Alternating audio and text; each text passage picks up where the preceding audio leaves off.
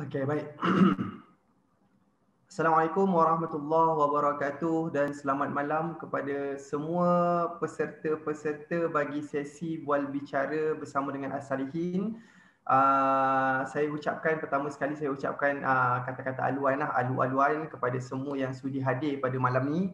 Alhamdulillah, daripada sudut penyataan pun saya tengok agak menggalakkan. InsyaAllah hari ini daripada sesi malam ni kita akan kita akan berkongsilah berkenaan dengan tajuk fungsi wasiat dalam menguruskan harta pusaka, lebih-lebih lagi bagi orang Islam.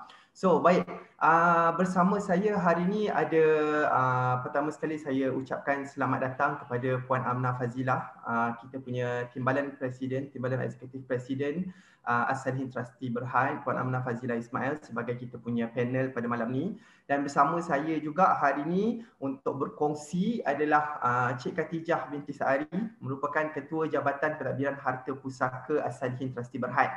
Okey, baik.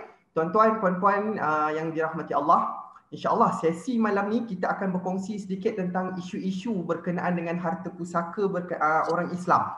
Hari ini kami daripada As-Salihin, kami bertiga, kami tak nak cerita lebih daripada kami. Selalunya konsepnya saya yang ajukan soalan. Tapi malam ni sesinya berlainan sikit konsepnya. Saya nak yang hadir pada malam ni boleh ajukan apa-apa persoalan.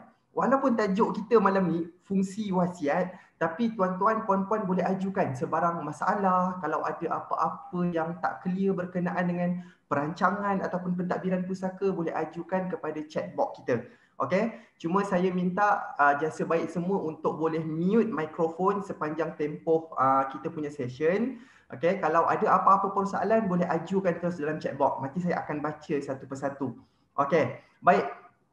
So sebagai permulaannya dalam kita bolehlah tuan-tuan fikir kalau ada apa-apa persoalan yang diajukan boleh terus ajukan. Nanti saya akan minta kita punya panel yang pakar daripada As-Salihin ni untuk jawab. Okey, untuk sebagai permulaan lah kita nak buat ice breaking sikit. Kita nak cerita sikit tentang pentadbiran pusaka itu sendiri. Kita semua sedia maklum sebenarnya bila sebut tentang pusaka orang Islam. Kita tak boleh nafikan hari ni realiti bila sebut tentang pusaka orang Islam, masalah tu biasanya memang akan wujud. Dan realiti hari ni diiklankan bahawa diberitahu kepada kita, dimaklumkan ada 70 bilion ringgit harta masih atas nama si mati. Ni yang realiti dia hari ni, realiti duka tau, dia bukan realiti suka, duka. Harta ada tapi masih terbeku atas nama si mati. So sebagai pembuka saya nak tanyalah kepada Cik Khatijah, kita punya Ketua Jabatan Pentadbiran Pusaka As-Salihin Trustee Berhad. Kenapa wujud 70 bilion harta terbeku ni? Kenapa bila kita sebut, kalau kita tengok kan 70 bilion harta terbeku bukan nilai yang sikit, sangat banyak. Adakah disebabkan harta ni tak boleh diuruskan? Tak boleh diuruskan ataupun ada pengurusan tapi tak betul ataupun pengurusan tu tak dibuat dengan sempurna. Saya percaya ramai yang tak tahu tentang prosedur bagaimana sebenarnya nak tuntut harta pusaka semua kan. Cuba mungkin Cik Khatijah sendiri boleh ceritakan sikit bagaimana punca 70 bilion harta pusaka ni terbeku. Adakah susah sangat nak uruskan harta pusaka ni sampai boleh 70 bilion harta terbeku? Sedangkan kita tahu sebagai orang Islam, kita ada waris faraid yang telah ditetapkan. Hukum faraid itu sendiri dah jelas dalam Al-Quran. Tapi still again ada 70 bilion harta terbeku. Susah sangat ke nak uruskan harta pusaka ni? Mungkin Cik Khatijah boleh komen sikit. Okey, Assalamualaikum warahmatullahi wabarakatuh. Alhamdulillahirrahmanirrahim. Wassalatu wassalamu ala asyrafil anbiya'i wal mursalin sayyidina Muhammadin wa alihi washabihi ajma'in. Alhamdulillah, insyaAllah saya cuba jawab soalan Cik Zarul. Terima kasih atas soalan yang diberikan. Okey, apa punca harta pusaka tu 70 bilion dah terbeku sekarang kan, setakat 2021 kan. Apa punca dan adakah susah sangat nak uruskan ni sampai boleh 70 bilion harta terbeku ni? Okey. Kalau kita tengok pada pengalaman kita sendirilah, antara punca utama kenapa harta pusaka ni terbeku, satunya adalah sebab tak ada perancangan harta pusaka. Maksudnya si mati semasa hidupnya dia tak buat apa-apa perancangan. Dia mungkin tak ada dokumen, tak ada tak ada wasiat, tak ada apa-apa dokumen hitam putih. Dan bila tak ada dokumen hitam putih, tak ada wasiat, especially dia tak ada pelantikan wasi ataupun pelantikan pentadbir. So bila tak ada pelantikan pentadbir tu, tak ada siapa yang diletakkan tanggungjawab untuk menguruskan harta pusaka si mati ni. Sebab kita mati tu memang kita dah tinggalkan harta, tapi adakah waris-waris kita ni tahu macam mana nak menguruskan harta pusaka. Jadi bila tak ada perancangan dan bila tak ada pelantikan pentadbir untuk menguruskan harta pusaka ni, tak ada siapa yang nak ambil tanggungjawab untuk menguruskan harta pusaka tu. So itu satu, dah tak ada, dia satu tak ada siapa yang nak ambil tugas untuk menjadi pentadbir tu. Dan yang lagi satu antara yang lainnya adalah bila pentadbiran harta pusaka tu bukan benda biasa, bukan orang buat hari-hari. Kalau kita pergi bank pun, bila kita nak buka akaun si mati, nak tutup akaun si mati dan nak buka akaun orang hidup pun berbeza. Prosedur dia berbeza. Dan orang hidup punya transaksi tu benda yang biasa bank tengok. Tapi bila orang mati punya transaksi, benda yang berbeza. Jadi bila tak ada pelantikan pentadbir dan juga bila kalau orang pentadbir yang nak menguruskan tu, dia fikir nak menguruskan pusaka tu susah sebab bila dia pergi ke pihak-pihak ketiga macam mana nak tutup akaun apa semua akan jadi masalah. So end up dia tak buat apa-apa, dia tinggalkan harta pusaka tu. Dan bila tak ada pelantikan pentadbir, waris-waris pula boleh jadi bergaduh nak lantik pentadbir. So kat situ pun salah satu sebab juga kenapa harta pusaka tu terbeku. Bila katalah pusaka tu tinggalkan 10 orang waris. Kan 10 orang waris dan nak melantik pentadbir tu seorang ataupun 2 orang kan. Kalau dia tak percaya seorang, so jadi 2 orang lah. So nak melantik 2 orang ni, adakah semua waris ni bersetuju nak lantik 2 orang ni? Adakah semua waris ni bersetuju dan percaya yang 2 orang ni adalah orang yang paling sesuai untuk jadi pentadbir? So kat situlah antara masalah-masalah harta pusaka ni terbeku. Bila tak ada kerjasama waris, bila tak ada pelantikan wasi, bila tak ada dokumen hitam putih kan. Kadang-kadang yang ada dokumen hitam putih pun bila dokumen tu tak complete ke apa ke, tak ikut syariah compliance ke apa ke, waris jadi macam tak tahu nak buat macam mana. Contohlah buat wasiat sendiri kan, tulis sendiri-sendiri kat rumah, simpan bawah bantal apa semua kan. So kat situ tak ada pula pelantikan wasiat kat situ. So nak gunakan wasiat tu pun macam nak gimana bila nak guna wasiat tu kan. Kalau kita pergi mahkamah tengok ni tak cukup syarat. Wasiat ni bukan wasiat yang lengkap apa semua kan. So dia jadi macam waris yang nak menguruskan tu dia akan jadi stuck. So bila dia stuck, dia jadi kadang-kadang waris end up give up. Bila give up, maka harta pusaka tu terbeku lah. Terbayar je lah macam tu. Tak ada siapa yang nak uruskan harta pusaka tu kan. So itu antara reason lah kenapa harta pusaka tu terbeku. Okay, Cik Zaru? So basically apa yang Cik Khatijah cakap dekat hari ni, pertama punca kenapa harta pusaka ni terbeku adalah sebab tak ada perancangan. Kalau kita tengok kan, kebanyakan orang Islam kita bila dia meninggal, of course ada harta. Sebab kita kalau tengok kepada definisi harta ni luas, bukannya kita cakap rumah aja kan. Harta ni termasuklah juga kenderaan, akaun-akaun bank, apa-apa, even kalau gelang emas pun, apa yang kita simpan dalam rumah pun dikira sebagai harta juga kan. Tapi bila benda ni dia tak dirancang betul-betul, dia boleh menyebabkan proses tuntutan perwarisan kepada waris tu tak sampai. Dan macam Cik Khatijah sebut tadi jugalah, bila nak menguruskan pusaka ni dia ada prosedur dia, betul tak? Dia kena ada tuntutan, kena ada pergi mahkamah, kena ada pentadbir, kena pula si pemilik harta dah meninggal. Harta masih atas nama dia kan? Dia meninggal dunia dalam keadaan harta yang ditinggalkan masih atas nama dia. So siapa pula yang ada kuasa untuk uruskan harta? Sebab tu yang Cik Khatijah sebut ada pentadbir tadi tu. Okay, so apa yang saya tertarik dekat sini ialah tentang perancangan. Cik Khatijah kata kenapa hari ni kebanyakannya harta terbeku adalah sebab tak ada proper planning. Waktu hidup si pemilik harta tak ada buat wasiat, tak ada buat apa-apa perancangan lah, tak ada hibah ke apa-apa yang dalam sudut merancang. Okey, saya nak tanya kepada Puan Amna Fazilah. Kita tahu di As-Salihin sendiri kan, As-Salihin pendekatannya lebih kepada menggalakkan umat Islam untuk buat perancangan pusaka ni siap-siap. Kan, waktu hidup sebelum jadi pusaka lagi, buatlah rancanglah siap-siap. So bagaimana sebenarnya fungsi perancangan ni dalam memudahkan atau memastikan harta pusaka ni tak terbeku? Bagaimana perancangan ni memainkan peranan supaya harta ni boleh diurus, boleh diwarisi sampai kepada waris-waris. Mungkin Puan Amna boleh jelaskan sikit tentang fungsi perancangan dalam pengurusan pusaka tu.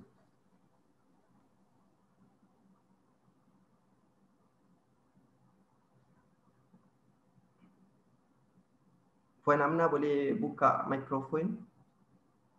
Puan Amna boleh dengar?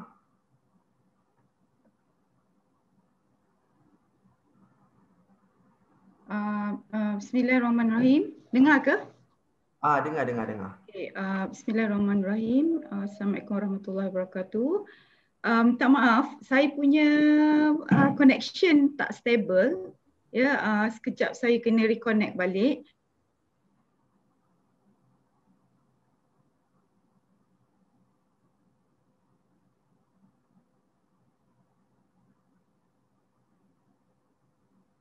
Puan Amna punya connection tak stable. Tak apa. Saya bagi masa kepada Puan Amna untuk dia boleh selesaikan isu masalah internet dia. Sebelum tu saya nak kepada Cik Khatijah dulu lah. Ada teknikal, tak tahu orang lain tak Boleh, bagus kot. boleh dengar? Soalan Chang ya? Darul? Okey. Ya. Puan Amna dah boleh? Puan Amna boleh buka mikrofon?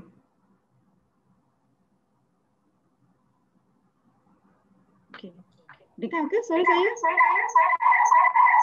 Suara agak bergema. Bergema. Dengar suara saya? Tak dengar. Dengar ke? Suara sangat perlahan. Soalan Zarul tadi, kenapa perlu merancang kan? Sebenarnya kalau ikut kaedahnya kenapa perlu merancang, basically tadi Khatijah dah berkata tentang isu-isu yang berkaitan kenapa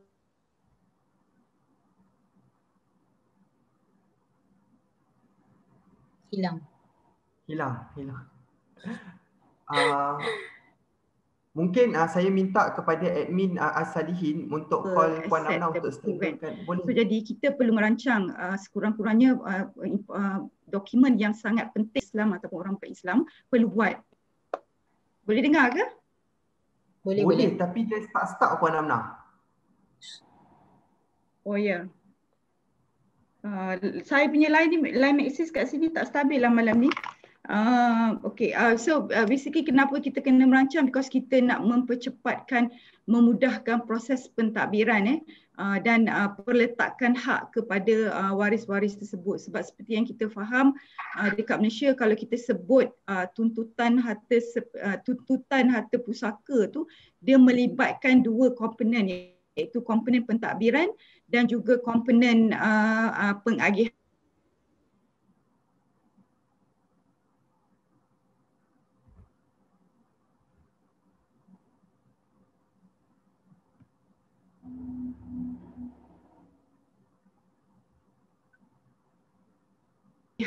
Kan, so pengagihan ataupun kaedah pengagihan tu hanya boleh dibuat tu diselesaikan rancang so maknanya memastikan bahawa pentadbiran harta pusaka tu dapat dijalankan dengan baik. Yang kedua, perletakan hak, pencairan aset dan juga pengagihan serta pembayaran hutang piutang yang ada dapat diselesaikan dengan kaedah yang baik. Itu objektif yang perlu kita capai untuk kita merancang, supaya kita tak menyumbang lagi kepada 70 bilion yang terbeku tadi.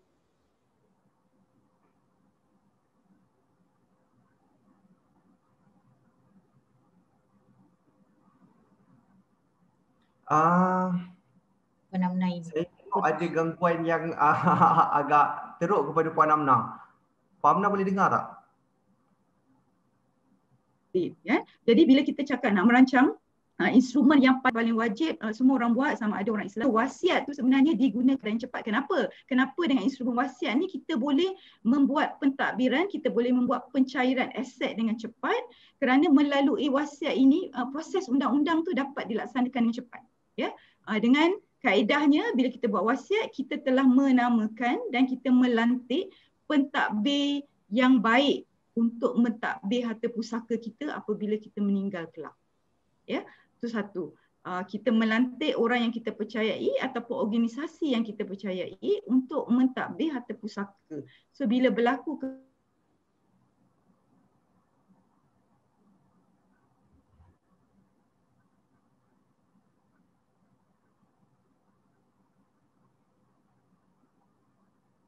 Okey, saya minta admin Salihin tolong telefon Puan Amna untuk minta kematian dia saja yang dilantik di dalam wasiat ini akan sebab kita jadi tak mendapatkan kalau pelantikan dan Puan Amna, minta maaf saya dah interrupt. Puan Amna boleh dengar saya? Saya dah mutekan Puan Amna. Zarul boleh teruskan, saya akan telefon Puan Amna. Okey, terima kasih. Okey, sebelum kita minta maaf atas masalah teknikal ni sikit sebab Masalah kita teknikal saya yang minta tak boleh. dia boleh Nak reconnect baliklah, settlekan balik, stablekan balik. Sebelum saya menjawab balik persoalan Puan Amna tadi, saya nak tanya kepada Cik Khatijah lah selaku Ketua Jabatan Pentadbiran Pusaka kan. Orang yang memang secara terus menguruskan harta pusaka. Kita tahu Salihin ni pun dah 16 tahun ditubuhkan. Saya percaya banyak harta pusaka yang telah diselesaikan, telah diuruskan.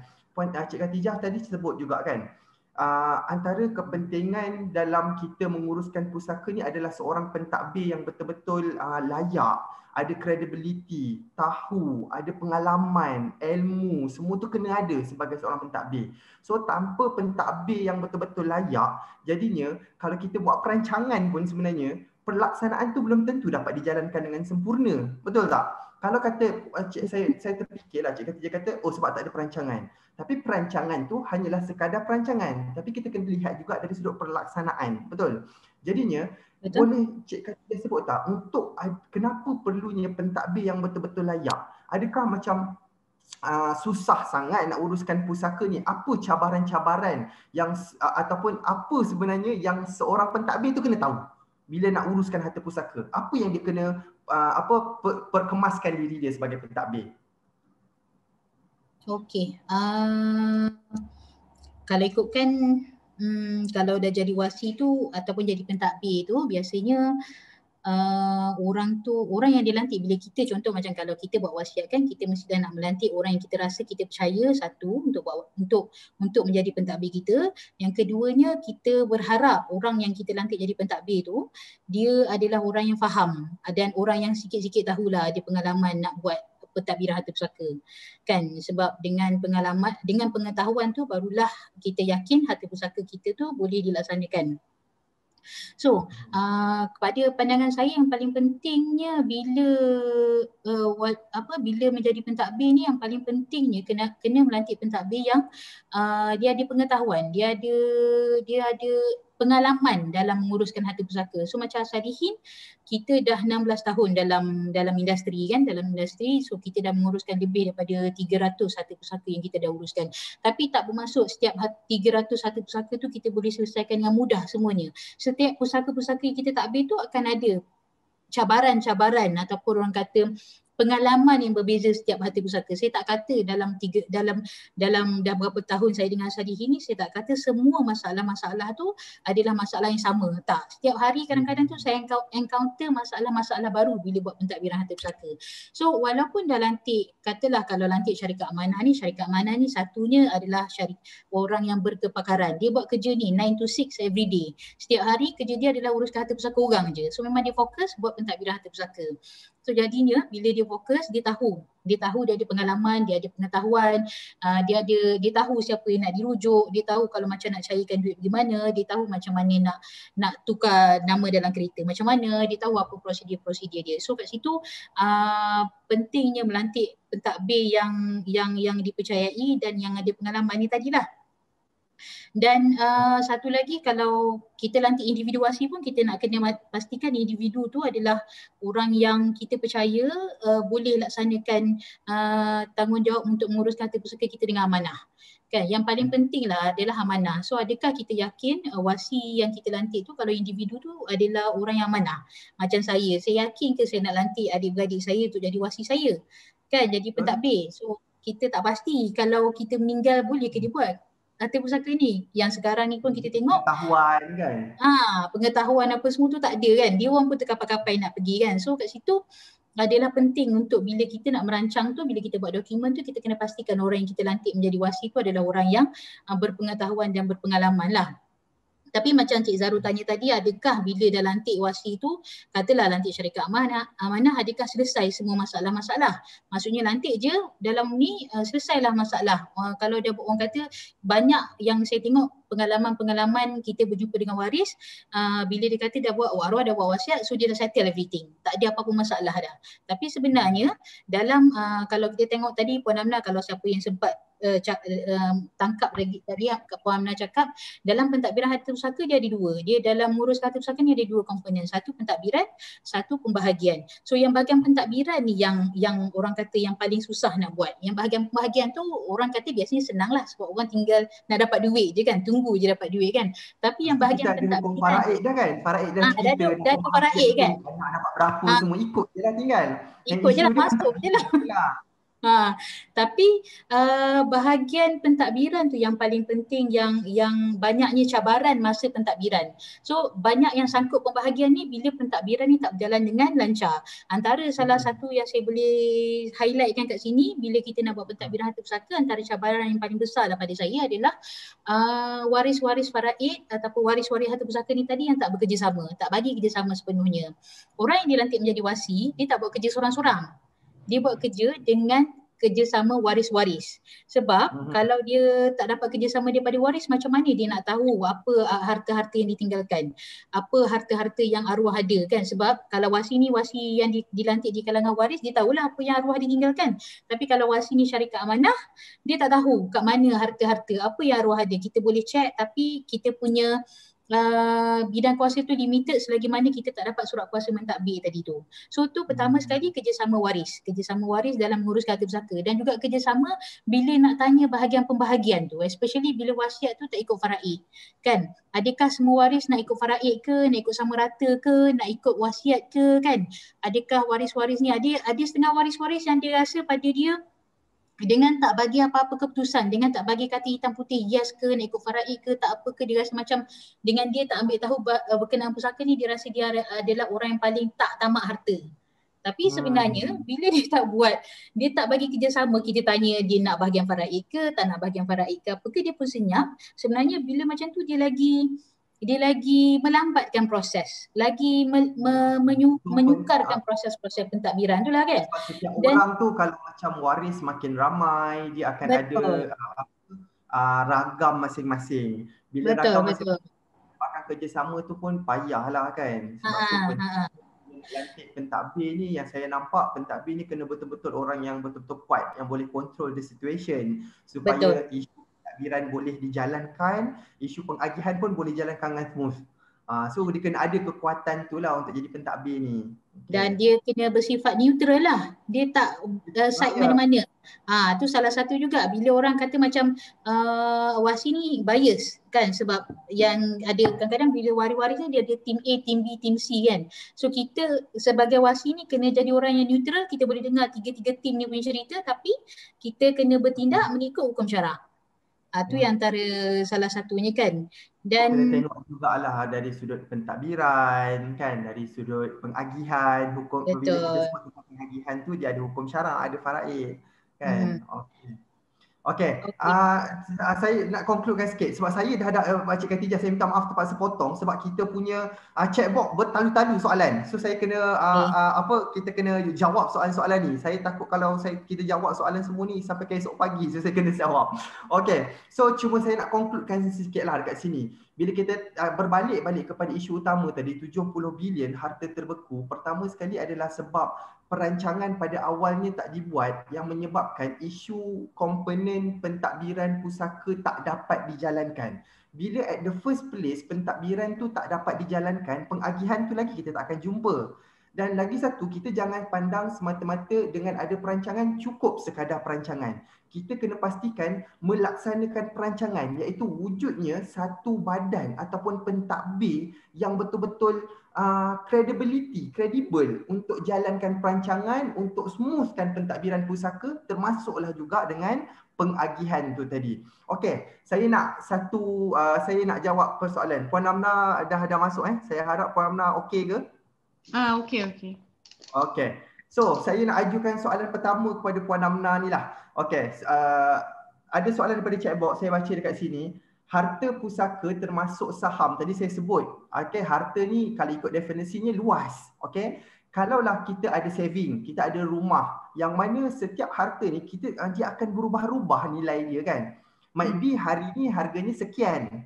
Bila kita meninggal, katalah lagi 10 tahun, 20 tahun, akaun kita berubah, rumah kita harganya berubah. Adakah bila kita tulis dalam kita buat wasiat ataupun perancangan, kita kena nyatakan berapa duit dalam akaun, berapa nilai rumah kita semua tu. So bagaimana dia punya aplikasi bila buat pengagihan harta pusaka tu nanti? Boleh Puan Amna jawab? Untuk membuat wasiat tu kita tak perlu nyatakan value ya ataupun nilai harta tersebut. Ya, tapi apa yang kita perlukan adalah detail aset tersebut. Sebenarnya buat wasiat ni dia ada dua cara lah kaedah untuk membuat wasiat. Kaedah yang pertama, kita buat wasiat secara general. Maknanya kita tak senaraikan aset, kita tak senaraikan liability. Kita hanya menyatakan dalam wasiat segala aset-aset yang ada kita nak agihkan sekian-sekian lah, katalah 1/3 kepada untuk amal jariah ataupun wakaf dan 2/3 lagi untuk ikut faraid ya. In respect of semua aset yang ada. Itu kaedah yang pertama. Kaedah yang kedua ni adalah kaedah yang komprehensif di mana kita senaraikan aset yang ada, tetapi kita hanya perlu menyenaraikan detail aset tersebut tanpa kita memaklumkan berapa value-nya. Sebab value-nya tu hanya akan dinilai pada ketika kematian dan kita hanya akan tahu pada masa kematian. Pentadbiran wasiat tersebut akan ketika mana kita execute wasiat selepas kematian dan nilaian pada ketika itulah yang kita ambil kira. Ya, jadi nilaian tu menjawab balik kepada soalan yang bertanya, nilaian tu tak perlu dinyatakan. Cuma saya nasihatkan adalah lebih baik kita membuat wasiat yang komprehensif tadi, di mana kita senaraikan segala aset dan liability yang kita ada supaya untuk memudahkan pentadbiran harta pusaka apabila meninggal, supaya kita dapat memudahkan wasi yang dilantik untuk calling dan buat list of asset pada masa kematian. So kita akan mengurangkan dapat menjimatkan masa as compared tu kalau kita tak senaraikan harta, di mana wasi tu perlu mendapatkan kerjasama daripada waris-waris untuk mendapatkan maklumat-maklumat harta tersebutlah. Jadi kedua-dua kaedah boleh. Cuma saya cadangkan, saya advisekan kita senaraikan aset dan liability setakat mana yang kita ada. Tetapi katalah selepas kita dah menandatangani wasiat 5 tahun ataupun 7 tahun selepas tu adalah perubahan dari segi aset, sama ada bertambah ataupun berkurang. Kalau di As-Salihin ni nanti kita boleh hanya update sahaja melalui kami punya, kita panggil e-PI ataupun Electronic Personal Asset Inventory. So you boleh masuk ke kami punya website, you update di situ dan email kepada pihak kami dan ataupun hantar kepada pihak kami, kita akan simpan sekali dengan wasiat, di mana kaedahnya nak pengagihan bagi aset-aset yang ada perubahan ataupun penambahan ini akan diagihkan berdasarkan artikel di dalam wasiat tersebut ya. So boleh. Okay. Saya menjawab soalan ke Zarul? Menjawab soalan. Tadi Puan Amna dah jawab. Adakah perlu kita nyatakan setiap nilai kita, nilai harta kita dalam wasiat kita kan? Sebab nilai itu dia akan berubah bila berlaku kematian. So macam Puan Amna sebut tadi, tak perlu pun kita nyatakan kata kita ada ASB sekian banyak. Kita cukup sekadar menyatakan kita ada ASB. Kita tak perlu nak nyatakan nilai rumah berapa sekarang. Dia punya nilai tu kita akan lihat waktu kematian, waktu pengurusan dilakukan, barulah kita akan tengok. Sebab faraid pengagihan akan dilakukan bila kita meninggal. So tak kisahlah waktu kita buat waktu hidup ni sekarang, hartanya berapa nilainya, dia tak akan impact kepada faraid pun sekarang. Sebab faraid tu belum wujud. Okey, baik, terima kasih soalan yang diajukan tadi daripada Encik Rezwan daripada Setiawangsa. Okey, so saya nak ajukan kepada soalan yang seterusnya, nak tanya kepada Cik Khatijah. Bagaimana hak bagi saudara baru? Okey, seorang yang dia non-Muslim, dia masuk Islam, kemudian keluarga dia tak tahu yang dia ni masuk Islam, kemudian dia berkahwin, lepas tu dia meninggal dunia. Adakah family member dia yang dalam agama lama semua tu ada hak untuk tuntut harta dia yang dah convert masuk Islam ni tadi? Okey, mungkin Cik Khatijah boleh komen bab ni. Okey. Apa nama? Asbab untuk pewarisan ataupun sebab untuk mewarisi harta pusaka adalah satu, orang Islam lah. Maksudnya kalau yang dia dah convert, jadi waris-waris yang ditinggalkan adalah waris-waris agama dengan dia lah yang berhak mewarisi. Contoh kalau isteri tu tadi kan, isteri mestilah dah masuk Islam, maka isteri tu adalah waris faraid. Tapi ahli keluarga yang katalah beragama lain tu, dia tak berhak mewarisi harta pusaka. Tapi yang convert ni tadi, dia boleh buat dokumen, dia boleh buat wasiat dan menyatakan dalam wasiat dia memberikan sebahagian harta-harta dia ni kepada ahli keluarga yang bukan Islam ni tadi. Jadi dia masih boleh mewariskan harta dia kepada yang bukan Islam dengan membuat wasiat, di mana 1/3, maksimum 1/3 harta yang diwariskan melalui wasiat ni tadi tidak boleh ditentang oleh mana-mana waris faraid. So kat situ 1/3 maksimum tu protected lah sekiranya dia bahaslah nak bagi kat mak, ayah dia kan yang bukan beragama Islam ni tadi. Jadi hak untuk yang bukan Islam pun sekiranya dia dah convert masuk Islam, dia dah kembali ke fitrah meluk agama Islam, dia masih boleh mewariskan harta dia kepada yang ahli keluarga yang bukan Islam tadi dengan cara menulis wasiat. Daripada konsep 1/3 kepada yang bukan waris tu tadi. Okey, baik. So, kalau kita sebut daripada sudut hak, ahli family member yang beragama lain dia tak dapat lah. Sebab faraid, dalam faraid kata kena orang Islam. Dia kena beragama Islam baru dia boleh jadi waris faraid. So kalau dia bukan waris faraid, maksudnya dia tak ada hak faraid. So bila dia tak ada hak faraid, dia tak bolehlah nak tuntut. Betul? Tapi dalam Islam ni, cantiknya Islam, bila kita boleh buat perancangan, kita boleh katalah kita ada mak ayah yang masih dalam agama lama. So maksudnya kita boleh buat dokumen untuk bahagi sebahagian harta kita kepada mak ayah kita, walaupun dia bukan beragama Islam. Kan? Maksudnya kita dalam faraid dia tak ada hak tu. Tapi kita sebagai pemilik harta, bila kita rancang, kita boleh meletakkan sebahagian hak untuk mereka. Okey, terima kasih Cik Khatijah. Okey, tadi soalan daripada Cik Khairul Hezri. Okey, ini ada lagi satu soalan daripada Khaizil Kadri. Saya nak tanya kepada Puan Amnah. Dia ajukan, sebab kita ada cakap tentang pentingnya perancangan, Cik Khatijah pun ada cakap tentang kena ada perancangan, tapi ada practicality, orang kita praktis buat perancangan ni buat sendiri. Buat wasiat dah, tapi dia buat wasiat tu dia tulis sendiri, dia simpan. Ni pun banyak tau dalam kalangan orang Islam kita buat wasiat. Kadang-kadang ada yang wasiat mulut, ada wasiat dia buat bertulis, tapi bertulis tu dia buat sendiri. Penting ke kena cari lawyer? Penting ke kena buat ngasalihin instead of apa kekurangan buat sendiri ni? Mungkin Puan Amnah boleh tengok sebutkan sikit dari sudut sah ke tidak buat dokumen sendiri ni. Dari segi kesahihan tu sebenarnya dia subjektif. Kalau dokumen yang dibuat sendiri tu cukup dia punya kaedahnya, lengkap dengan pelantikannya, pelantikan wasi kan, ada mengikut hukum, jadi boleh digunakan lah. Cuma saya nasihatkan sekiranya kita nak membuat sesuatu terutamanya wasiat ni, so kita pergi kepada pakarnya. Pakar sebab kita bila you pergi kepada pakar tu dia faham, dia tahu apa kaedah yang sesuai mengikut undang-undang dan apakah kaedah yang sesuai mengikut hukumnya. So kalau you buat dengan asalihin, insya-Allah kami akan pastikan wasiat tersebut boleh dilaksanakan dengan baik. Elemen-elemen yang penting di dalam wasiat itu ada, pelaksanaan wasiat tu cukup saksinya mengikut hukum syarak, dan juga yang penting sebenarnya bila kita buat wasiat ini bukan sekadar dokumen tersebut, kita kena pastikan bahawa dokumen tu disimpan dengan baik, dan apabila meninggal kelak, dokumen tu kita boleh locate, kita boleh dapat tahu di mana dokumen tu. Ni ramai yang buat wasiat, dia simpan, bak kata Zarul tadi, dia simpan di bawah bantal ataupun di dalam almari. Bila dia meninggal, waris tak tahu.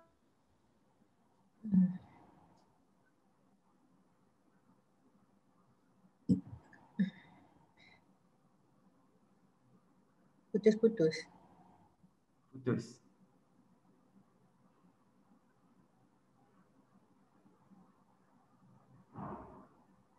Puan Amna.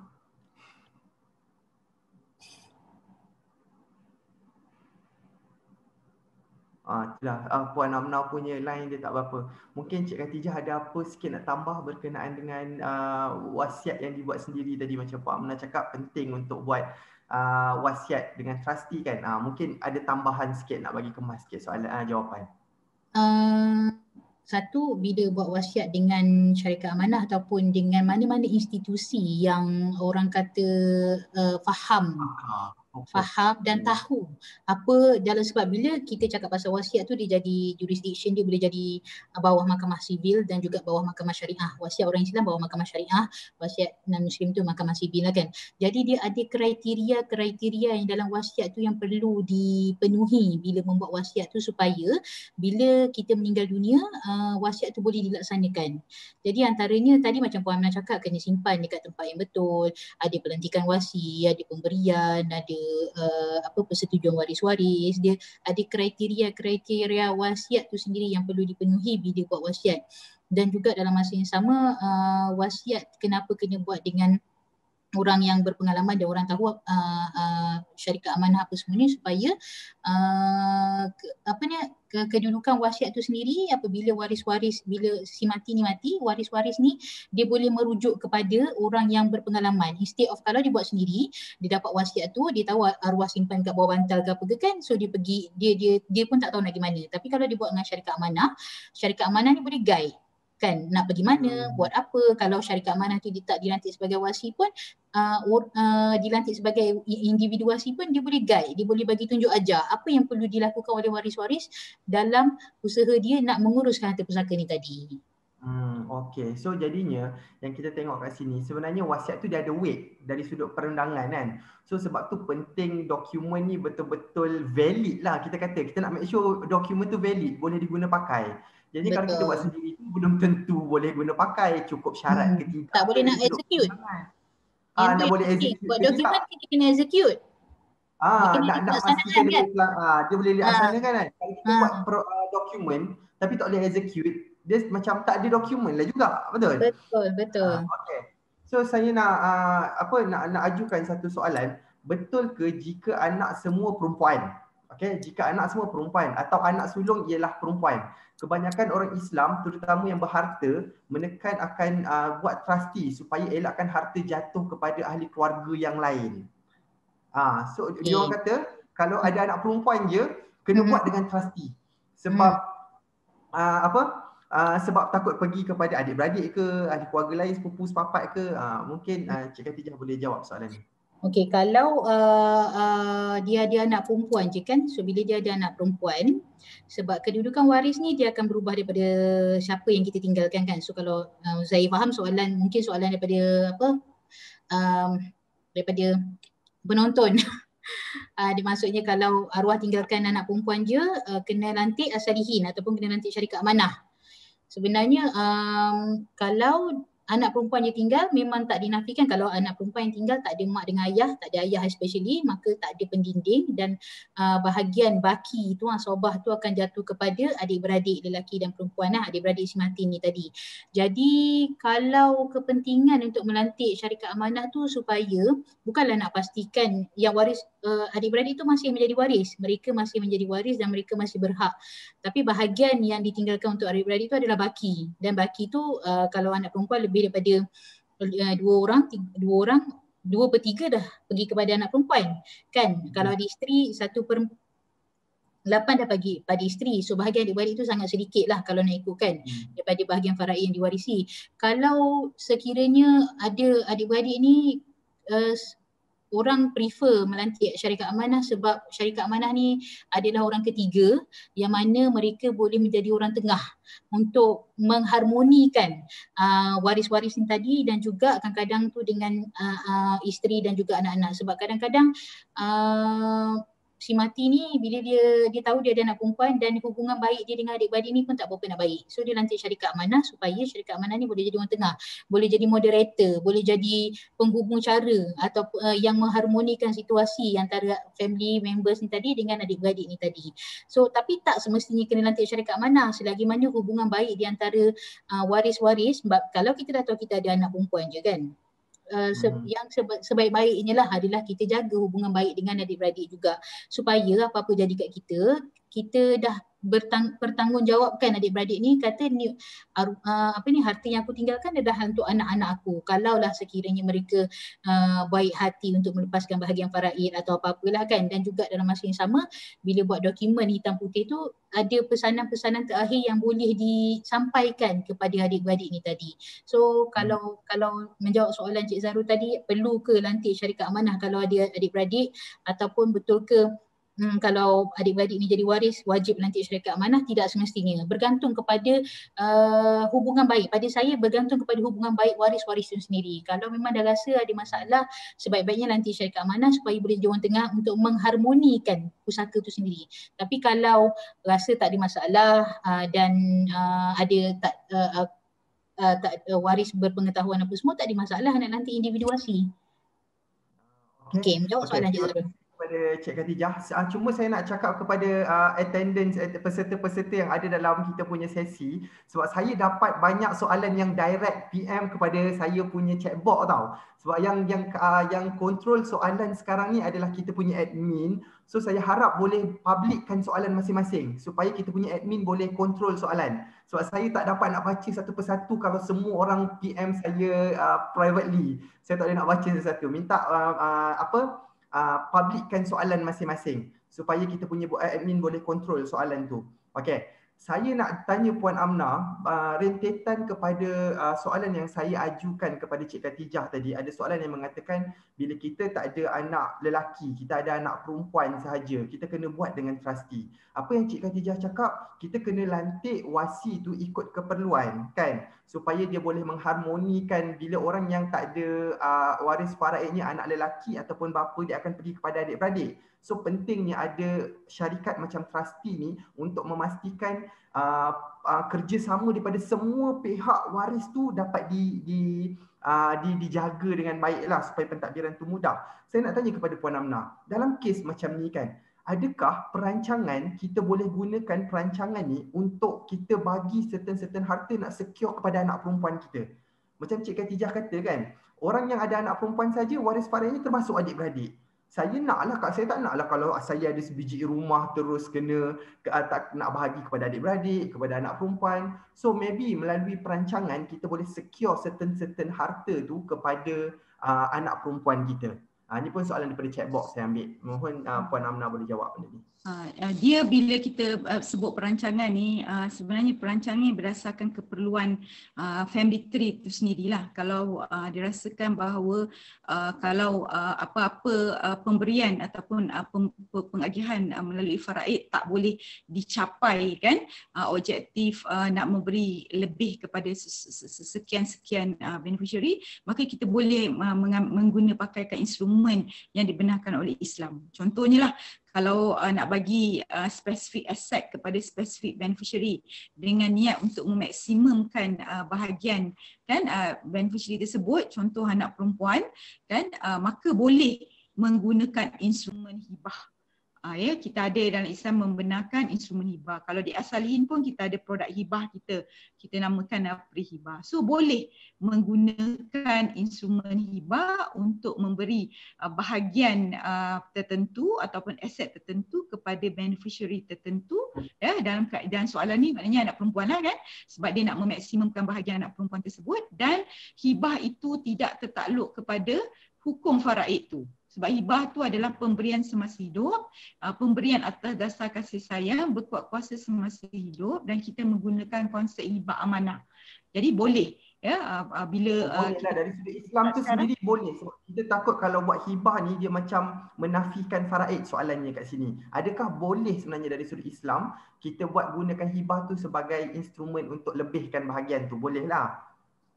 Boleh dibenarkan kerana hibah tu adalah pemberian semasa hidup dengan syarat dia buat masa hidup, effectiveness of the document tu semasa hidup, dan mestilah cukup rukun dan syarat-syarat yang ditetapkan oleh hukum syarak. Jadi boleh dibenarkan. Untuk penjelasan lanjut berkaitan dengan hibah tu, boleh maknanya hubungi kita punya APs perancang harta pusaka ataupun menghubungi kami sendiri. Okey. Saya nak sambung sikit soalan bila Puan Amna ada sebut tentang hibah kan. Saya ada dapat banyak soalan berkenaan dengan hibah ni hari ni. So basically hibah ni antara satu instrumen yang kita tengok 2-3 bila sebut tentang instrumen perancangan harta pusaka, hibah ni macam adalah satu instrumen yang main tau sekarang. Dia kadang dia wasiat hibah. So ada orang ramai yang dia kata buat hibah lagi baik. Cumanya dekat sini yang saya tertarik, ada orang tanya bagaimana pendirian As-Salihin dalam hibah harta bercagar. Sebab kita tahu kan 2-3 tahun ni hibah harta bercagar ni, kalau siapa yang mengikuti rapat berkenaan dengan perancangan harta pusaka, hibah harta bercagar ni di antara satu isu yang selalu digembar-gemburkan. Kita tahu dekat As-Salihin sendiri pun macam sebelum ni, okey, siapa yang mengikuti rapat, As-Salihin dia tidak melakukan hibah harta bercagar. Kita di macam saya faham di As-Salihin sendiri tidak mengatakan bahawa hibah harta bercagar tu tidak sah ataupun tidak boleh dibuat. Cumanya pendekatan As-Salihin sebelum ni, hibah tu kita tak buat. Kita tak buat hibah harta bercagar. Cuma sekarang kita tahu juga As-Salihin dah sediakan hibah harta bercagar. So ada persoalan kat sini, bagaimana pendirian As-Salihin tu sendiri dalam memandang isu hibah harta bercagar. Mungkin Puan Amnah boleh sebut sikit. Okey, sebelum saya jawab hibah yang masih dalam hutang bank lah, hutang bank saya cerita. Okey, sebenarnya hibah tu kita sebelum saya menjawab kepada boleh ke hibah tercagar tu kan, kita kena faham hibah tu adalah instrumen pengagihan ya, dibenarkan dan dia tidak takluk kepada faraid. Tetapi bila kita nak buat hibah tu, kita kena pastikan hibah kita buat tu dengan berpada-pada ya, supaya kita buat hibah tu dengan adil, seimbang ya, tak ada maknanya niat untuk menafikan terus bahagian waris-waris faraid ya. Dan kita kena faham bahawa hibah tu bila kita nak buat, kita kena ada aset yang mencukupi untuk menanggung segala liability yang ada. Bila meninggal nanti liability tu perlu dibayar kan. Aset hibah tu tak tertakluk kepada pusaka dan faraid, maka aset hibah tu tak boleh digunakan untuk untuk pembayaran hutang ya. Jadi bila nak buat hibah tu boleh, tetapi buat dengan cara yang berhikmah. Itu satu.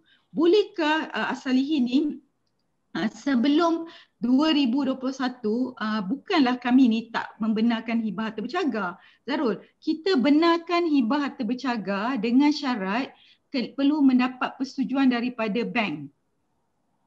Persetujuan maknanya bank perlu membagi restu ya secara bertulis kalau pemberi hibah tu nak membuat hibah. Itu pendekatan kita dahulu, tetapi mengambil kira faktor-faktor terkini amalan di mahkamah syariah pada masa kini, di mana mahkamah syariah itu sendiri lebih lenient ya. 2018, 2019, Waimah 2020 kita melihat kepada mahkamah meluluskan kes-kes hibah harta bercagar sekiranya ada takaful ataupun insurans. Jadi As-Salihin mengikut perkembangan mahkamah syariah. Jadi kita membenarkan hibah harta bercagar dengan syarat pinjaman tersebut dijamin ataupun dilindungi oleh MRTA dan MRTT secara keseluruhan untuk nilai keseluruhan pinjaman dan juga keseluruhan tempoh pinjaman. So boleh Zarul. Siapa-siapa yang berminat maka boleh datang berjumpa dengan konsultan kami, IP kami ataupun pihak kami sendirilah. Boleh untuk pendetailan lah. So saya tak boleh cerita detail malam ni lah, tapi saya memberi jawapan boleh dibenarkan ya, dengan syarat adanya MRTA ataupun MRTT. Okey? Okey, terima kasih Puan Amnah. Okey, saya nak tanya kepada Cik Khatijah isu penama. Dekat sini ada beberapa juga berkenaan dengan isu penama kan. Kita tahu ada beberapa jenis akaun dekat Malaysia ni, contohnya macam KWSP, tabung haji, ASB, dia boleh letak penama. Mungkin Cik Khatijah boleh terangkan sikit tentang konsep penama dan bagaimana pula dengan isu satu, saya nak Cik Khatijah terangkan sikit dengan konsep penamaan ni dekat KWSP. Adakah dia sama kena buat wasiat juga untuk aset-aset macam ni untuk lantik wasi? Lepas tu yang keduanya, apa pula dia punya konsep bagi hibah, penama hibah. Contohnya macam dekat ASB dengan tabung haji, dia ada penama hibah. So adakah konsepnya sama dengan penama biasa ataupun dia berbeza penama hibah ni? Minta Cik Khatijah ulas sikit perkara ni. Okey, konsep penamaan dekat Malaysia penama adalah pentadbir. Mengikut fatwa kebangsaan dah difatwakan konsep penamaan sama ada dengan yang kita tahu. Tabung haji ada konsep penamaan. KWSP pun ada konsep penamaan. Yang ni yang dua main lah yang memang ada konsep penamaan. ASB dia tak ada konsep penamaan, tapi yang kita tahu dia ada buat dokumen hibah. So konsep penamaan kat Malaysia mengikut fatwa adalah pentadbir. Penama dia hanyalah pentadbir. Dia bertanggungjawab untuk mengeluarkan dan mencairkan duit-duit tersebut, duit dekat KWSP dan tabung haji tadi, dan menyerahkan kepada pentadbir yang dilantik. Sekiranya dia adalah pentadbir, kalau dia tak serahkan kepada pentadbir contoh syarikat amanah ke, maka dia wajib bertanya dengan waris-waris faraid itu tadi. Pertama sekali, adakah mereka bersetuju nak ikut faraid atau apa-apa persetujuan. Tapi yang paling utama, bila dah dikeluarkan duit penamaan tadi, tanggungjawab utama adalah menyelesaikan hutang harta pusaka ni tadi. Dia bukan dapat duit penamaan tu dia punya terus. Tak, tu satu. Duit penamaan hanyalah diberikan kepada penama, dia memudahkan proses untuk mencairkan. Kenapa ada konsep penamaan kat Malaysia ni? Sebab dia nak memudahkan waris. Sebab kadang-kadang tu contohlah isteri kan tak bekerja. So si arwah ni letak isteri sebagai penama. So dia nak memudahkan bila dia meninggal nanti isteri ni ada duit untuk meneruskan kelangsungan hidup. Tapi isteri ni tadi sebagai penama dia hanyalah pentadbir kepada wang tersebut dan dia seharusnya menggunakan wang tersebut untuk menyelesaikan hutang dunia akhirat dan seterusnya membuat pembagian kepada waris-waris. Sama juga dengan tabung haji ni tadi, penama hanyalah pentadbir, dia bukan dia punya. Tapi kalau yang konsep hibah tu tadi, contoh sekarang takaful pun dah ada hibah, takaful hibah, ASB dia ada dokumen hibah. So hibah ni adalah hak milik mutlak penerima hibah. Dia lain konsep dia dengan penamaan tu tadi. Penama mengeluarkan sebagai pentadbir, tapi kalau yang hibah tu tadi, beneficiary hibah tu ataupun penerima hibah tu adalah hak milik mutlak dia. Sekiranya dia dapat duit tu tadi dia keluarkan adalah dia punya.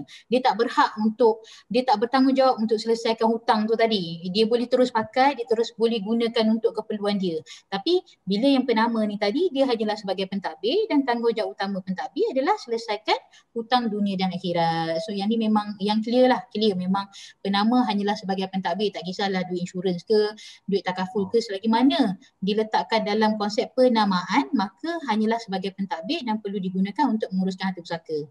Dan hibah clear cut memang adalah pemilik penerima hibah tu sendiri dan dia tak bertanggungjawab untuk selesaikan hutang harta pusaka si mati ni tadi. Okey. So maksudnya penama ni dia sebagai pentadbir. Dia kena agih ikut urusan pentadbiran pusaka lah, kena selesaikan hutang, ikut faraid. Cumanya yang berbeza dekat tabung haji dengan ASB dia ada penamaan hibah. Kalau hibah ni clear cut memang dia terus jadi hak milik mutlak kepada penerima. So soalan rentetannya, kalau macam contoh yang tak ada penamaan hibah KWSP, boleh tak kita nak hibahkan?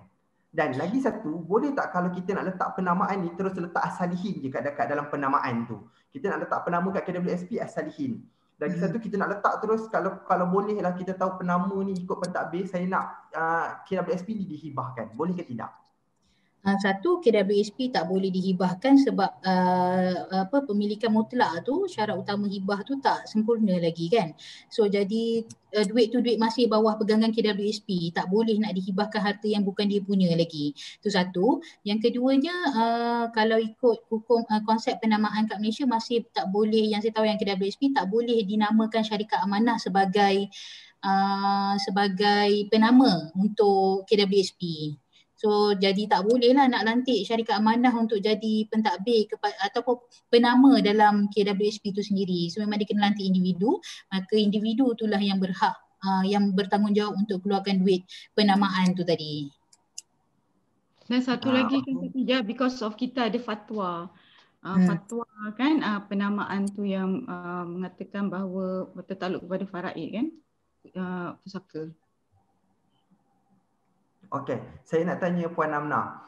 Dekat sini ada persoalan tentang kekeliruan mengenai wasiat dengan hibah. Okey, kebelakangan ni banyak berita mengenai hibah diperkatakan di media sosial yang mana hibah ni lagi bagus daripada wasiat.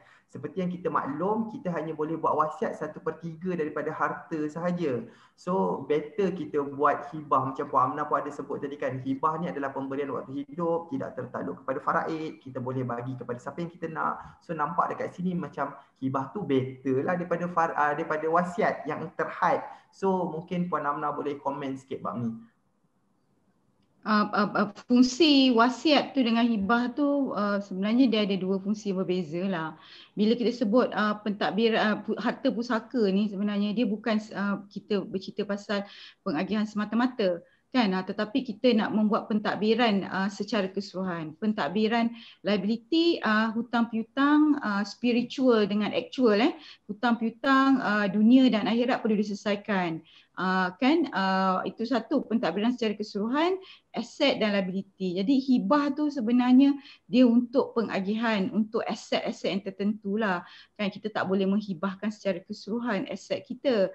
Kan kita kena faham bahawa hutang dan tanggungjawab yang lain perlu disanakan. So hanya melalui wasiat saja pentadbiran secara keseluruhan dapat dilaksanakan. Kerana hibah tu dia untuk aset-aset tertentu. Kita kadang-kadang kita fikir kita nak bagi kepada orang yang kita sayang kan melalui hibah. Betul, hibah tu boleh memberi hasrat kita tu dengan tu boleh dilaksanakan. Tetapi kita kena ingat bagilah sikit aset tu untuk diri sendiri. 1/3 tu buat amal jariah untuk diri sendiri. Kan melalui, kalau kita tak buat melalui wasiat 1/3 kita tak dapat untuk menjana pahala kan, menjana pahala sebenarnya. So itu pun perlu juga dirancang oleh kita sebab aset tu aset kita, kita ada hak untuk diri kita sendiri, untuk pahala yang berpanjangan yang akan membantu kita di alam satu lagi lah kan.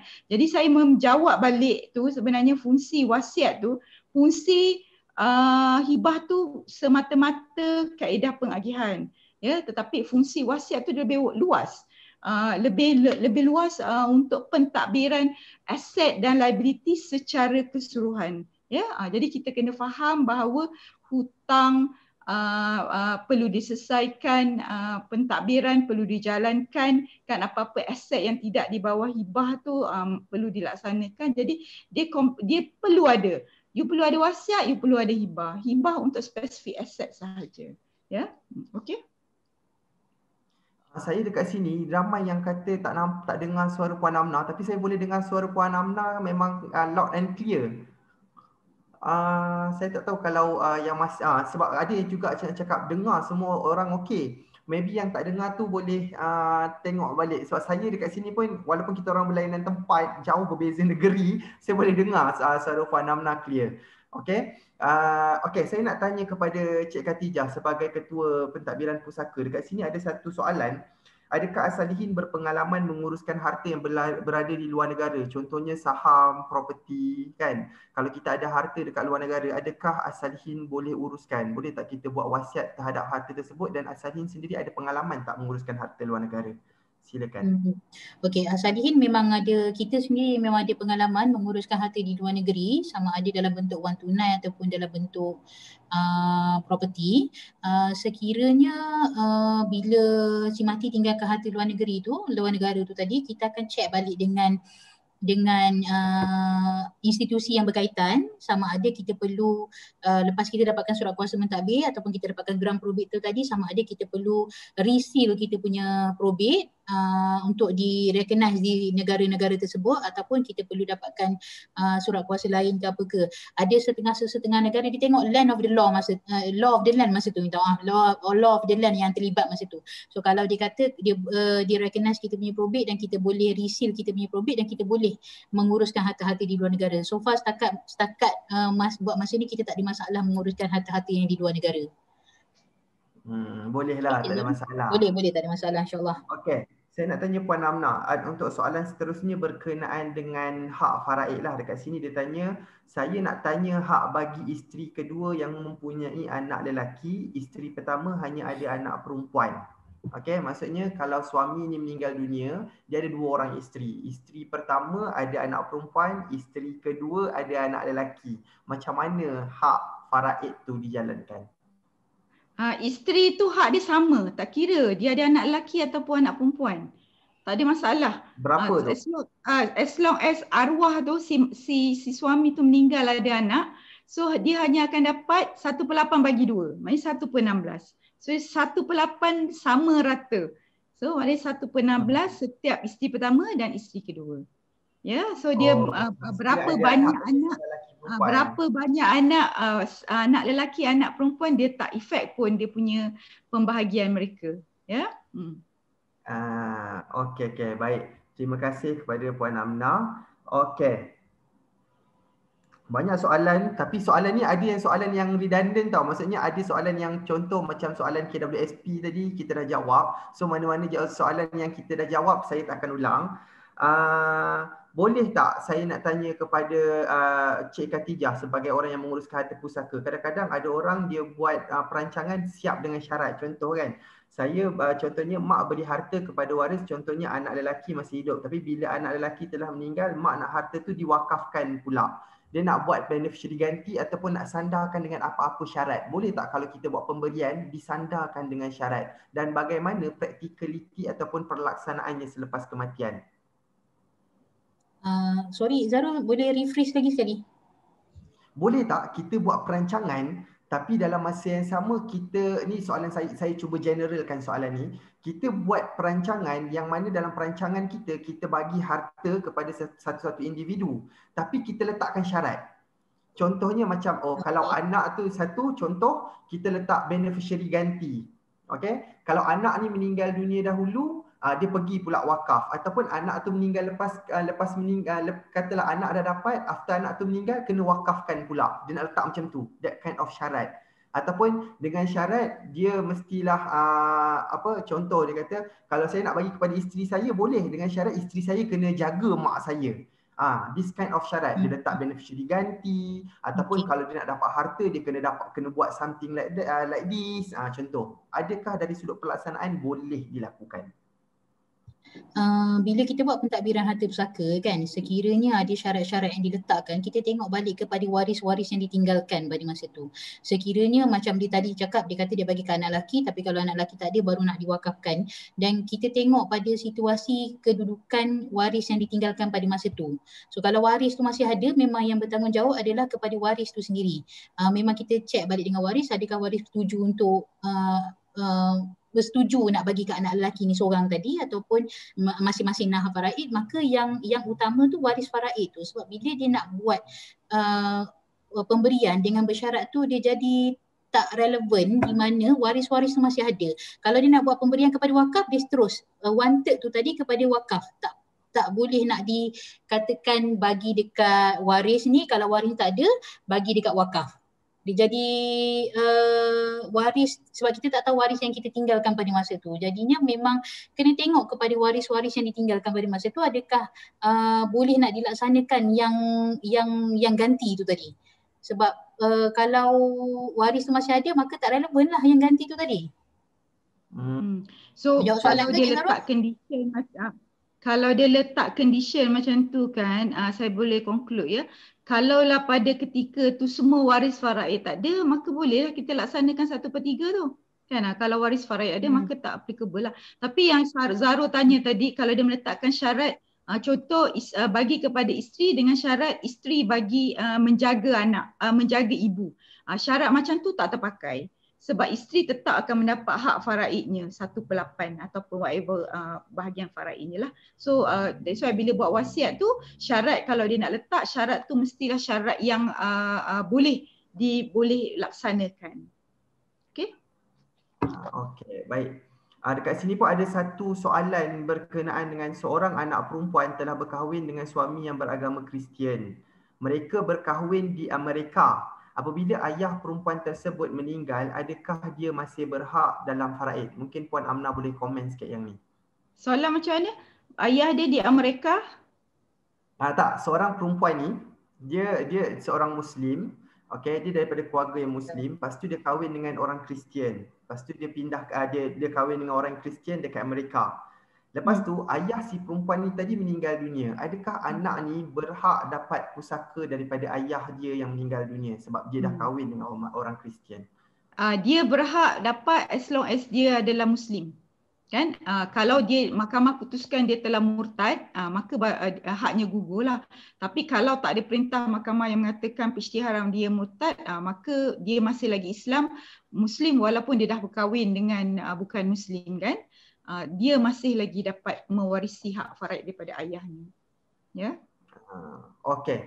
Satu lagi. Tadi kita ada sebut juga tentang pemberian wasiat kan Puan Amna. Dia masih tertakluk kepada hukum faraid yang mana perlukan persetujuan waris-waris. Boleh tak kalau kita nak buat wasiat to ensure that waris-waris akan bersetuju, kita minta persetujuan tu sekarang? Maksudnya kalau saya ni seorang ayah, saya buat wasiat, so saya nak pastikan yang anak-anak saya tak tentang pun wasiat tu, saya suruh anak saya semua kena bersetuju sekarang. Supaya lepas meninggal dunia tu nanti diorang dah tak boleh nak buat apa-apa. Sebab sekarang saya hidup, saya boleh suruh diorang bersetuju kan. So boleh tak buat macam tu, dapatkan persetujuan tu siap-siap? Persetujuan yang dipakai adalah persetujuan selepas kematian pemilik harta. Sebab ketika itu barulah hak faraid itu ada ke atas waris-waris. Jadi kalaupun sekarang ni dia bagi persetujuan, kalau masa mati nanti dia masih lagi bersetuju, maka persetujuan tersebut boleh dipakai lah. Cuma kita perlulah minta dia tanda tangan persetujuan yang baru. Kan? Tetapi sebenarnya apa yang dia buat semasa hidup tu tidak mengikat. Tidak mengikat. Ya, tidak mengikat kerana hak faraid itu belum ada lagi pada masa pemilik itu hidup lagi. Ya, hak faraid itu hanya akan timbul ataupun wujud bila pemilik harta itu meninggal. Bila wujud barulah waris tu ada say, ada hak untuk memberikan persetujuan. Sekarang ni mereka ni waris saja. Bila mati baru dinamakan sebagai waris faraid. Okay. So jadi kalau buat pun sekarang, kalaupun dia buat sekarang kan, tetapi bila meninggal, yang waktu ketika meninggal tu kita perlu dapatkan persetujuan sekali lagi. Ya, kita perlu dapatkan persetujuan sekali lagi. Okey. Baik, terima kasih Puan Amna. Tadi macam kita tahu kan, bila buat wasiat tu perlukan persetujuan waris. Macam Puan Amna pun sebut, persetujuan tu kena dapatkan waktu bila kita dah meninggal dunia. Sebab hak faraid itu wujud bila ayah dah meninggal. Barulah dia ada hak untuk bagi persetujuan. Ayah masih hidup, dia tak ada hak faraid. Macam mana nak bagi persetujuan, betul? Mungkin Puan boleh tunjukkan statistik. Kadang-kadang ada orang yang dia takut nak buat wasiat ni. Ada orang rasa dia macam tak payahlah buat wasiat, nanti kena tentang, kalau waris tak bersetuju tak jalan juga wasiat saya. Kan? So tadi pun Puan Amna ada sebut tentang pelantikan wasi. Cumanya boleh tak Puan Amna ceritakan dari sudut pengalaman dekat As-Salihin, dari sudut statistik.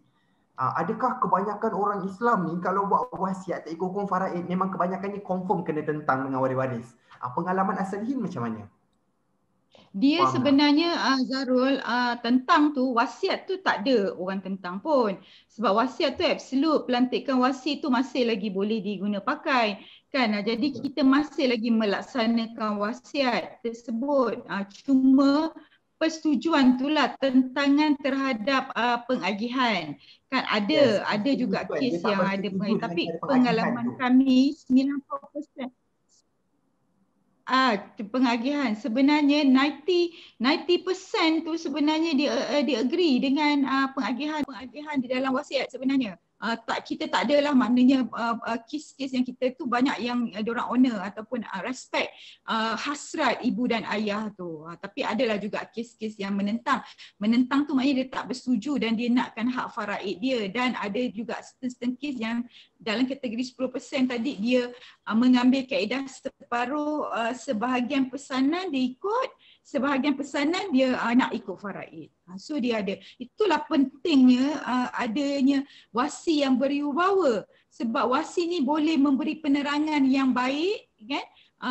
Boleh bersifat tidak bersifat bias apabila kita nak laksanakan pengagihan itu sendiri, dan kita memberikan cadangan-cadangan yang boleh diguna pakai atau cadangan-cadangan untuk melancarkan kaedah pengagihan itu sendiri. Sebab ada macam kereta, kereta you tak boleh nak bagi ikut faraid. kan. Sebab kereta you boleh pindah milik kepada suatu nama kan. Jadi kita boleh nasihatkan, adakah kereta tu nak bagi kepada seorang, yang seorang ni perlu membeli kan bahagian-bahagian orang lain kan. Itu antara kaedah yang boleh kita buat lah. Ataupun tanah, you ada 10 orang, 10 orang satu rumah nak masukkan nama, bagi sama rata kepada semua orang, macam tak dari segi ekonomikal tu tak bagus kan. Jadi kita boleh memberi cadangan ataupun waris-waris ni boleh memberi pemuafakatan dari segi ekonomiknya. Lebih baiklah you transfer kepada seorang ataupun 2 orang supaya yang lain tu you membayar dalam bentuk cash kan, daripada wang tunai yang you warisi daripada pusaka. Itu antara kaedah-kaedah yang kita buat. That's why kadang-kadang wasiat tu sendiri walaupun semua orang bersetuju dengan kaedah pengagihan, tetapi sometimes dia ada kita boleh buat muafakat secara muafakat supaya pengagihan ataupun aset yang diterima tu benar-benar memberi manfaat kepada semua orang. Ya. Okey, baik. Terima kasih Puan Amnah. Cuma dekat sini bila saya baca balik, banyak soalan yang berkenaan dengan KWSP. KWSP ni telah dijawab tadi oleh Cik Khatijah. Saya akan concludekan sikitlah sebab banyak soalan berkenaan dengan KWSP tentang isu penamaan KWSP. Saya nak tekankan semula seperti yang Cik Khatijah sebut tadi, konsep penamaan di KWSP adalah sebagai pentadbir. Okey, yang mana penama-penama yang dinamakan dalam KWSP, dia hendaklah bertindak sebagai pentadbir pusaka, yang mana dia kena gunakan hak duit KWSP untuk selesaikan hutang, kemudian pengagihannya tertakluk kepada hukum faraid. Okey, boleh tak KWSP ni dihibahkan? Tidak boleh. Okey, sebab penama tu dan dalam KWSP, Akta KWSP sendiri menyatakan bahawa duit-duit KWSP ni perlu diagihkan mengikut hukum perwarisan pusaka Islam. Dia tidak boleh dihibahkan. Okey, itu saya menjawab soalan. Saya nak bertanya kepada saya mungkin boleh tambah sikit. Saya tengok dalam chat tu mungkin ada yang bertanya, maksud dia adakah as-salihin, walaupun as-salihin ni bukan penama, as-salihin boleh mentadbir duit KWSP tersebut. Dalam keadaan yang ini di mana penama boleh menyerahkan duit kepada as-salihin untuk as-salihin uruskan sebagai maknanya penama apabila dia terima duit daripada KWSP, dia menyerahkan duit kepada as-salihin untuk as-salihin takbirkan sebagai pusaka dan diagihkan mengikut wasiat ataupun faraid. Boleh. Tetapi penama itulah yang menyerahkan kepada kita, kepada as-salihin trustee berhad untuk diuruskan. Okay, tapi nak diletakkan as-salihin sebagai penama tu tak boleh lah. Ya, tak boleh. Okey, baik. Cik Khatijah, ada satu soalan. Adakah anak tiri berhak ke atas harta ibu tiri? Ibu tiri meninggal dunia, katalah seorang ibu, dia kahwin dengan duda contohnya kan. Okey, duda ni ada anak. Jadinya isteri baru si ayah ni tadi adalah ibu tiri kepada anak ni tadi. Kan? So adakah anak ni tadi, kalau ibu tiri, ibu baru dia meninggal dunia, anak tiri ni dapat hak terhadap harta ibu tiri ni tadi? Anak tiri bukan waris faraid kepada ibu tiri. So jadi dia tak ada pertalian darah kat situ, dia bukan anak, maka dia tak boleh menuntut harta pusaka ibu tiri ni tadi. Ibu tiri ni yang dah mati ni, waris-waris faraid sahaja yang terlibat. So anak tiri ni tadi bukan waris faraid. So dia tak boleh menuntutlah daripada harta pusaka ibu tiri ni tadi.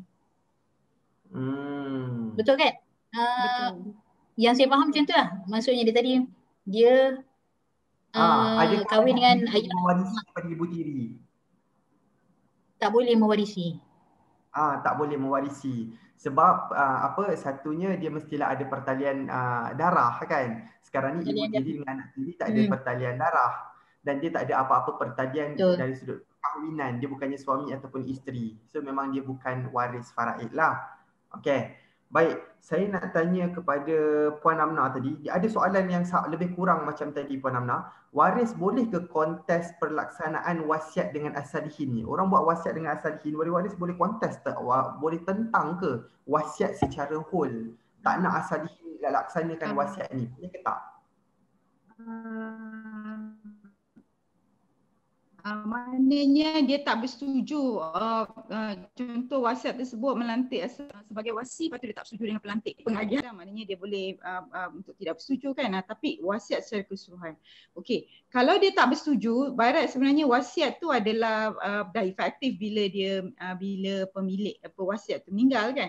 Tetapi mana-mana pihak yang tak berpuas hati ataupun tak happy dengan pelantikan asalihin ataupun apa-apa perkara yang dinyatakan di dalam wasiat, dia boleh bawa kepada mahkamah syariah untuk mahkamah syariah memutuskan wasiat itu boleh dilaksanakan ataupun tidak boleh dilaksanakan. Jadi dia hanya perlu pembatalan tu perlu dibuat, sebab perlu kita ingat wasiat ni hanya boleh dibatalkan oleh pewasiat. Ya, pewasiat saja yang boleh membatalkan wasiat dia. Orang lain tak boleh batalkan wasiat dia. Jadi kalaulah orang tu tak berpuas hati dengan wasiat yang telah dibuat, pelantikan yang telah dibuat, maka dia perlu membuktikan bahawa wasiat tu tak boleh dilaksanakan. Sebab wasiat tu mungkin tak cukup syaratnya, tak cukup saksinya. Jadi dia kena bawa ke mahkamah untuk mahkamah mengesahkan status wasiat tersebut. Ya, kalau mahkamah putuskan bahawa wasiat tu tak boleh dilaksanakan, maka perintah tu perlu diikut oleh semua pihak lah. Tapi kalau mahkamah memutuskan boleh dilaksanakan, maknanya wasiat tersebut adalah absolut. So kat sini saya nak tekankan bahawa pembatalan perlantikan asalihin dan wasiat itu sendiri hanya boleh dibuat oleh pewasiat. Kalau pewasiat tu dah meninggal, tak ada orang pun yang boleh membatalkan kecuali lah dia bawa ke mahkamah dan mahkamah memutuskan wasiat tersebut tak boleh dilaksanakan. Ya? Okey, terima kasih Puan Amnah. Rentetan daripada soalan ni tadi kan, saya ada tengok satu soalan yang berkait rapat. Yang mana ni antara dilema yang saya selalu jumpa lah. Bila isteri nak buat wasiat, dia akan minta kebenaran suami. Kadang-kadang suami tak benar kan. Suami nak buat wasiat, kena tanya isteri dulu. Tengok isteri bersetuju ke tak nak buat wasiat. Okey, dekat sini dia akan ada tanya. Suami tak benarkan isteri nak melantik asalihin sebagai wasi. Okey, untuk isteri nak buat wasiat, nak lantik asalihin, tapi suami tak kasih. So demi nak jaga hati suami ni tadi, dia buatlah wasiat tu bukan dengan asalihin. Dia buat sendiri, lepas tu dia cop dekat pejabat peguam, dia cop angkat sumpah, buat stamp duty dia cop stamp duty kat sini dia cakap.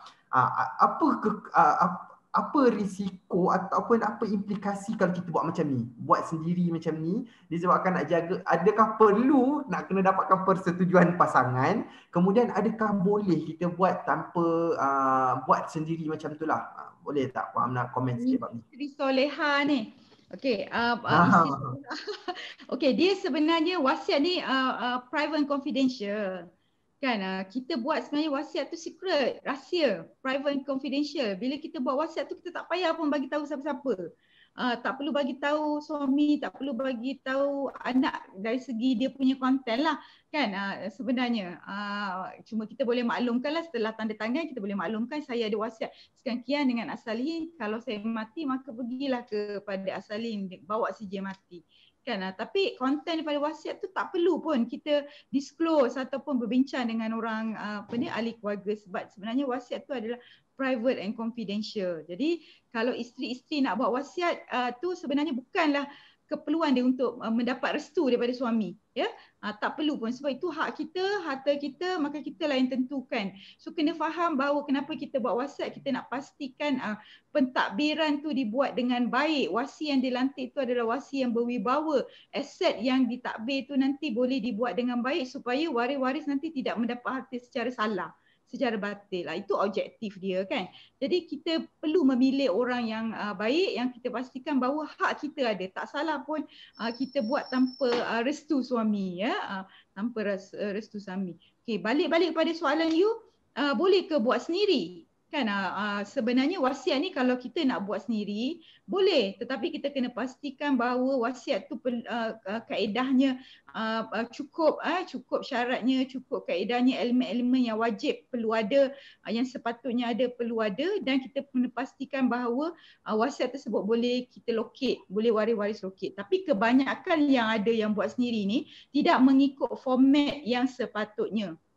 Ya, so nanti bila tak ikut format yang sepatutnya, bila nak buat pelaksanaan nanti probate tak boleh diperolehi kerana tak mengikut format yang sepatutnya, tu satu. Ataupun bila buat simpan sendiri dan bila meninggal waris tak boleh dapat, tak tahu kat mana nak cari. Kan waris tak tahu nak ke mana cari. So at the end of the day, wasiat tersebut tak boleh dijumpai, tak boleh digunakan untuk pelaksanaan pentadbiran harta pusaka. Itu dia punya disadvantage lah kalau you buat sendiri. Okay? Dan saya tekankan wasiat tu hak kita, dia adalah private and confidential, tak perlu maklumkan kepada siapa-siapa tentang isi kandungannya. Tapi setelah kita buat wasiat, kita dah dapat kan, maknanya dah register, kalau diasalin kita akan bagi you 2 kad penyimpanan, boleh bagi kepada satu salinan kepada ahli keluarga supaya bila dia meninggal nanti, bila kita meninggal, pewasiat itu meninggal, ahli waris tahu kat mana nak cari asalihin trustee, kat mana nak cari wasiat tersebut. Itu lebih proper lah berbanding kita disclose kan, kita maklumkan tentang isi kandungannya. Okay? Okey, baik. Terima kasih Puan Amna. Okey, untuk soalan seterusnya saya nak ajukan kepada Cik Khatijah berkenaan dengan dia katanya dekat sini experience As-Salihin dalam menguruskan rumah pusaka. So mungkin Cik Khatijah sendiri boleh secara general lah, kita tak cerita pasal rumah, bagaimana As-Salihin memainkan peranan, apa yang As-Salihin buat lah bila As-Salihin dilantik sebagai wasi. Bila seorang tu dilantik As-Salihin sebagai wasi, pewasiat ni meninggal dunia, apa yang As-Salihin buat? Apa tugas As-Salihin sebagai wasi tu? Okey, tugas As-Salihin satunya menguruskan harta pusaka tu termasuk menyelesaikan hutang dunia akhirat si mati ni tadi. Kan tanggungjawab utama As-Salihin kepada si mati, kemudian keduanya kepada waris. Dia kena jaga kepentingan si mati, kena pastikan semua hutang-hutang si mati itu selesai, barulah kepada waris-waris faraid. So kalaulah sekiranya harta-harta yang ditinggalkan tu, sekiranya kesemua waris faraid bersetuju dengan apa yang dinyatakan mengikut hasrat si mati, contohnya pewasiat dikata rumah A nak bagi ke anak nombor 1, rumah B nak bagi ke anak nombor 2, rumah C nak bagi ke anak nombor 3 kan. Jadi sekiranya kesemua waris, bila kita dah baca wasiat kepada waris-waris faraid dan waris-waris semua bersetuju dengan apa yang dinyatakan dalam wasiat tu, rumah A nak bagi anak nombor 1, rumah B nak bagi anak nombor 2, maka As-Salihin sebagai wasi yang dilantik pada masa itu akan melaksanakan pindah milik rumah tersebut berdasarkan persetujuan waris-waris ni tadi. Sama juga dengan wang tunai, kereta, motor ke apa-apa, saham-saham yang disenaraikan di bursa saham ke apa ke semua harta-harta si mati ni tadi akan diuruskan dan dipindah milik, dan sama ada dipindah milik ataupun dicairkan dan diserahkan kepada waris-waris faraid selepas diselesaikan hutang dunia dan akhirat, termasuk juga kos pengurusan harta pusaka. So kalau kesemua waris bersetuju nak masuk satu nama setiap rumah, maka masuklah satu nama setiap rumah. Tapi sekiranya semua waris bersetuju setiap rumah yang arwah tinggalkan tu nak masuk semua nama-nama waris faraid, maka kita akan buat pindah milik untuk hartanah-hartanah tu masuk semua nama dalam rumah tu lah. Tapi kalau macam kereta kan, kereta dia boleh masuk satu nama je, tak boleh nak masuk ikut faraid, dia tak boleh nak bagi-bagi ikut faraid, maka kita akan buat pindah milik kereta tu kepada satu nama, tetapi kita akan tanya balik dengan waris-waris faraid yang lain. Kalaulah kata dia nak bahagian faraid dia ke atas kereta tersebut, so siapa yang terima dia kena bayar bahagian faraid waris-waris yang lain tu juga. Dan sekiranya waris-waris kata nak jual semua harta-harta arwah, contoh nak jual rumah, nak jual kereta, nak jual apa-apalah, saham-saham yang ada pun semua nak dicairkan, maka kita pun akan jalankan pencairan aset-aset tersebut. Kita akan cari pembeli, kita akan buat perjanjian jual beli, kita akan jual harta-harta tersebut, dan hasil-hasil jualan tu kita akan bagi balik kepada waris faraid. So dia bergantung kepada persetujuan waris tu sendiri. Itu yang macam saya cakap awal-awal tadi. Pentadbiran harta pusaka ni bergantung kepada kerjasama waris-waris faraid. So apa yang kita jalankan tu sebagai wasi, dia bukanlah pemilik harta tu, tapi dia adalah distribution channel. Dia adalah pemegang amanah untuk menguruskan harta pusaka. Yang ada hak ke atas harta pusaka adalah waris-waris faraid tu tadi. Okey, baik. Katalah macam orang buat wasiat tadi kan, dia lantik As-Salihin sebagai wasi kan. So wasi akan As-Salihin akan uruskanlah pentadbiran pusaka sehinggalah pengagihan. katalah dia dah buat wasiat dengan as-salihin tapi dia meninggal dunia, anak-anak tak bagi tahu pun ke as-salihin. Lepas tu dia orang uruskan sendiri sebab dia orang tak nak as-salihin yang uruskan. Boleh ke benda ni berlaku? Boleh, benda ni boleh berlaku. Memang kita ada pengalaman benda ni boleh berlaku. Sebabnya bila pewasiat buat wasiat dengan kita, kita simpan wasiat tu kan. Tapi kita tak tahu, kita tak ada satu sistem yang mana pewasiat meninggal kita pun dapat notification. Tak ada, kita tak ada satu sistem tu lagi kat Malaysia ni.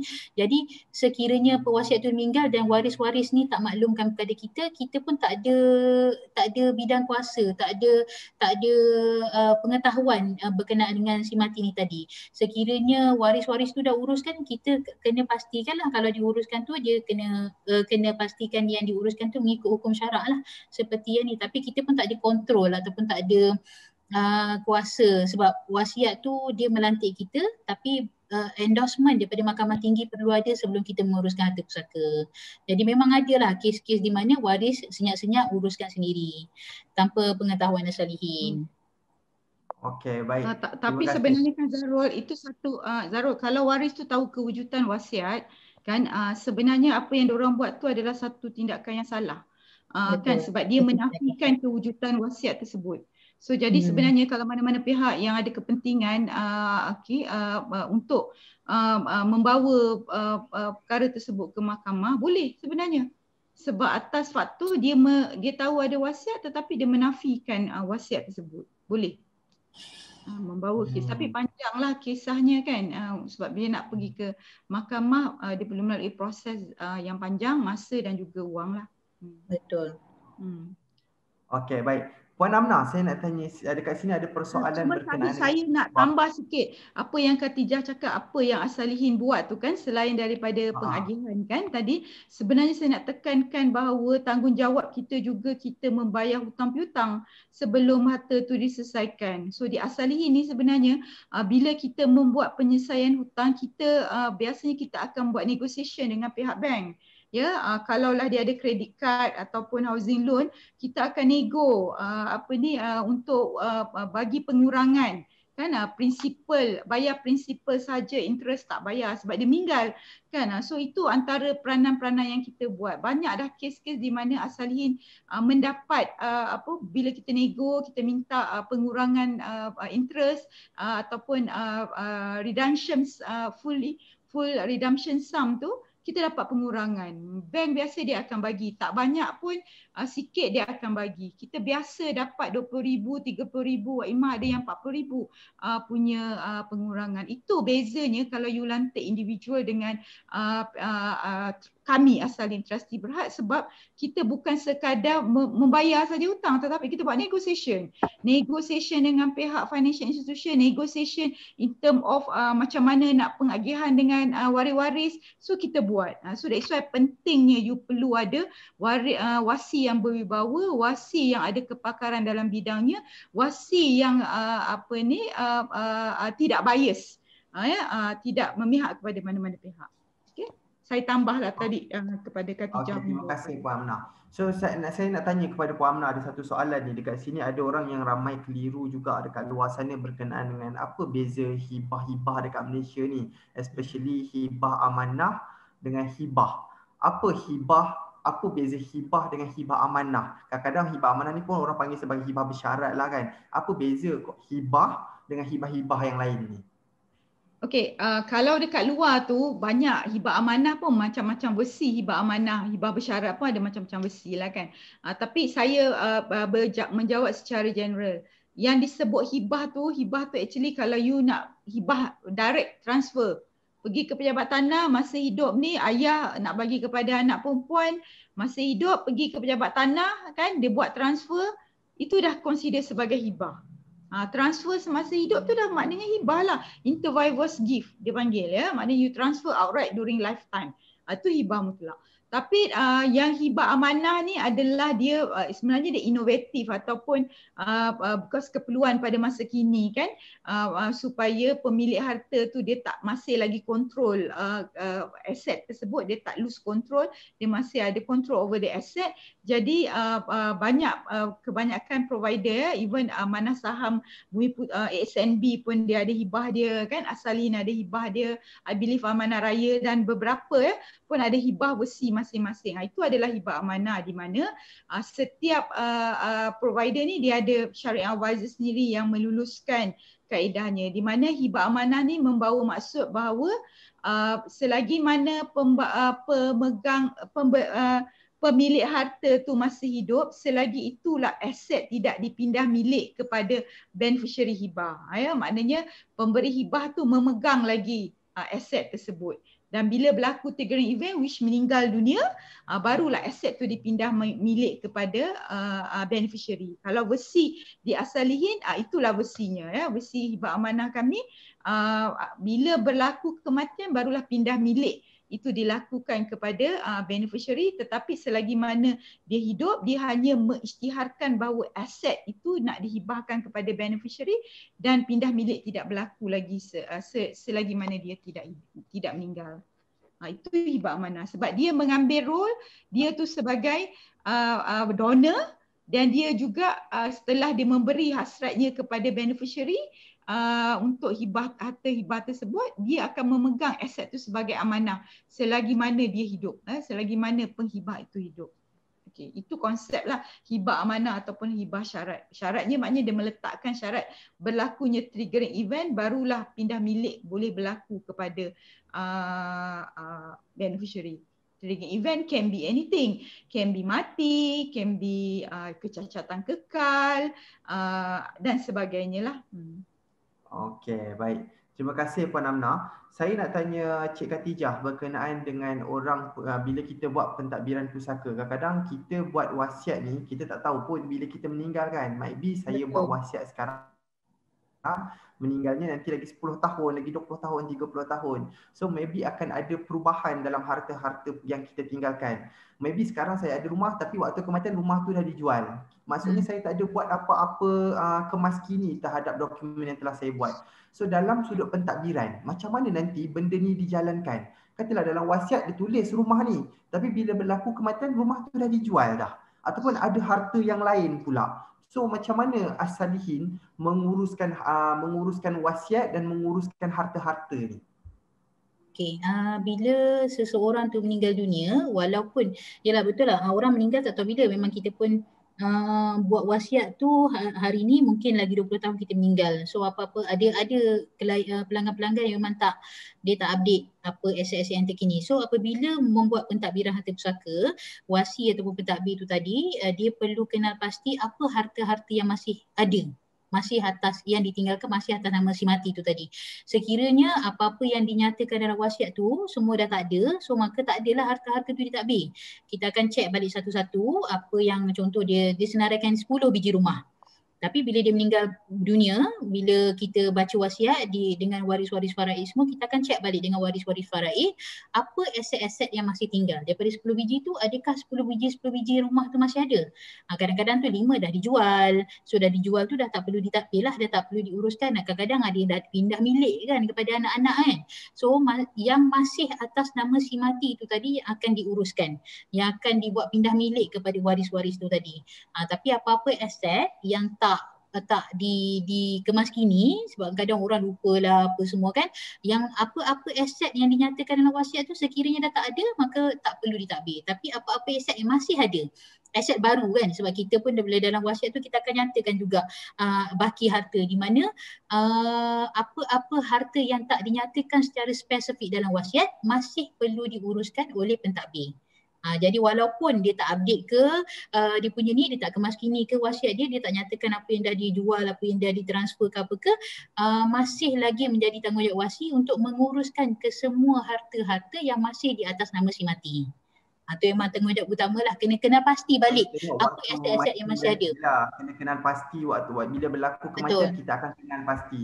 Mana kena yang pasti bukan balik. mesti mati kita akan ignore je lah. Kita tak akan buat apa-apa lah. Kalau ada harta yang tak disebut pun as-salihin akan uruskan selagi mana di atas nama si mati. Okey, saya nak tanya kepada Puan Amna, dekat sini ada satu soalan. Bukankah wasiat ni boleh bagi kepada bukan waris faraid sahaja ke? Adakah boleh wasiat kepada waris-waris?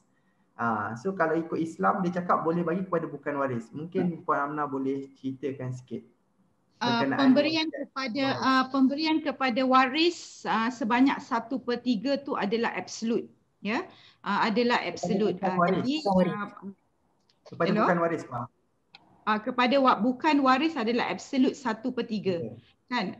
Tetapi kalau pemberian kepada waris, kalaulah pemberian tersebut kan tu adalah mengikut faraid, dia ada absolute lah ya. Tetapi dibenarkan juga kita menyatakan hasrat ataupun pesanan ya. Kalau si bapa tu nak meletakkan pesanan dia, hasratnya tentang kaedah pengagihan, dibenarkan.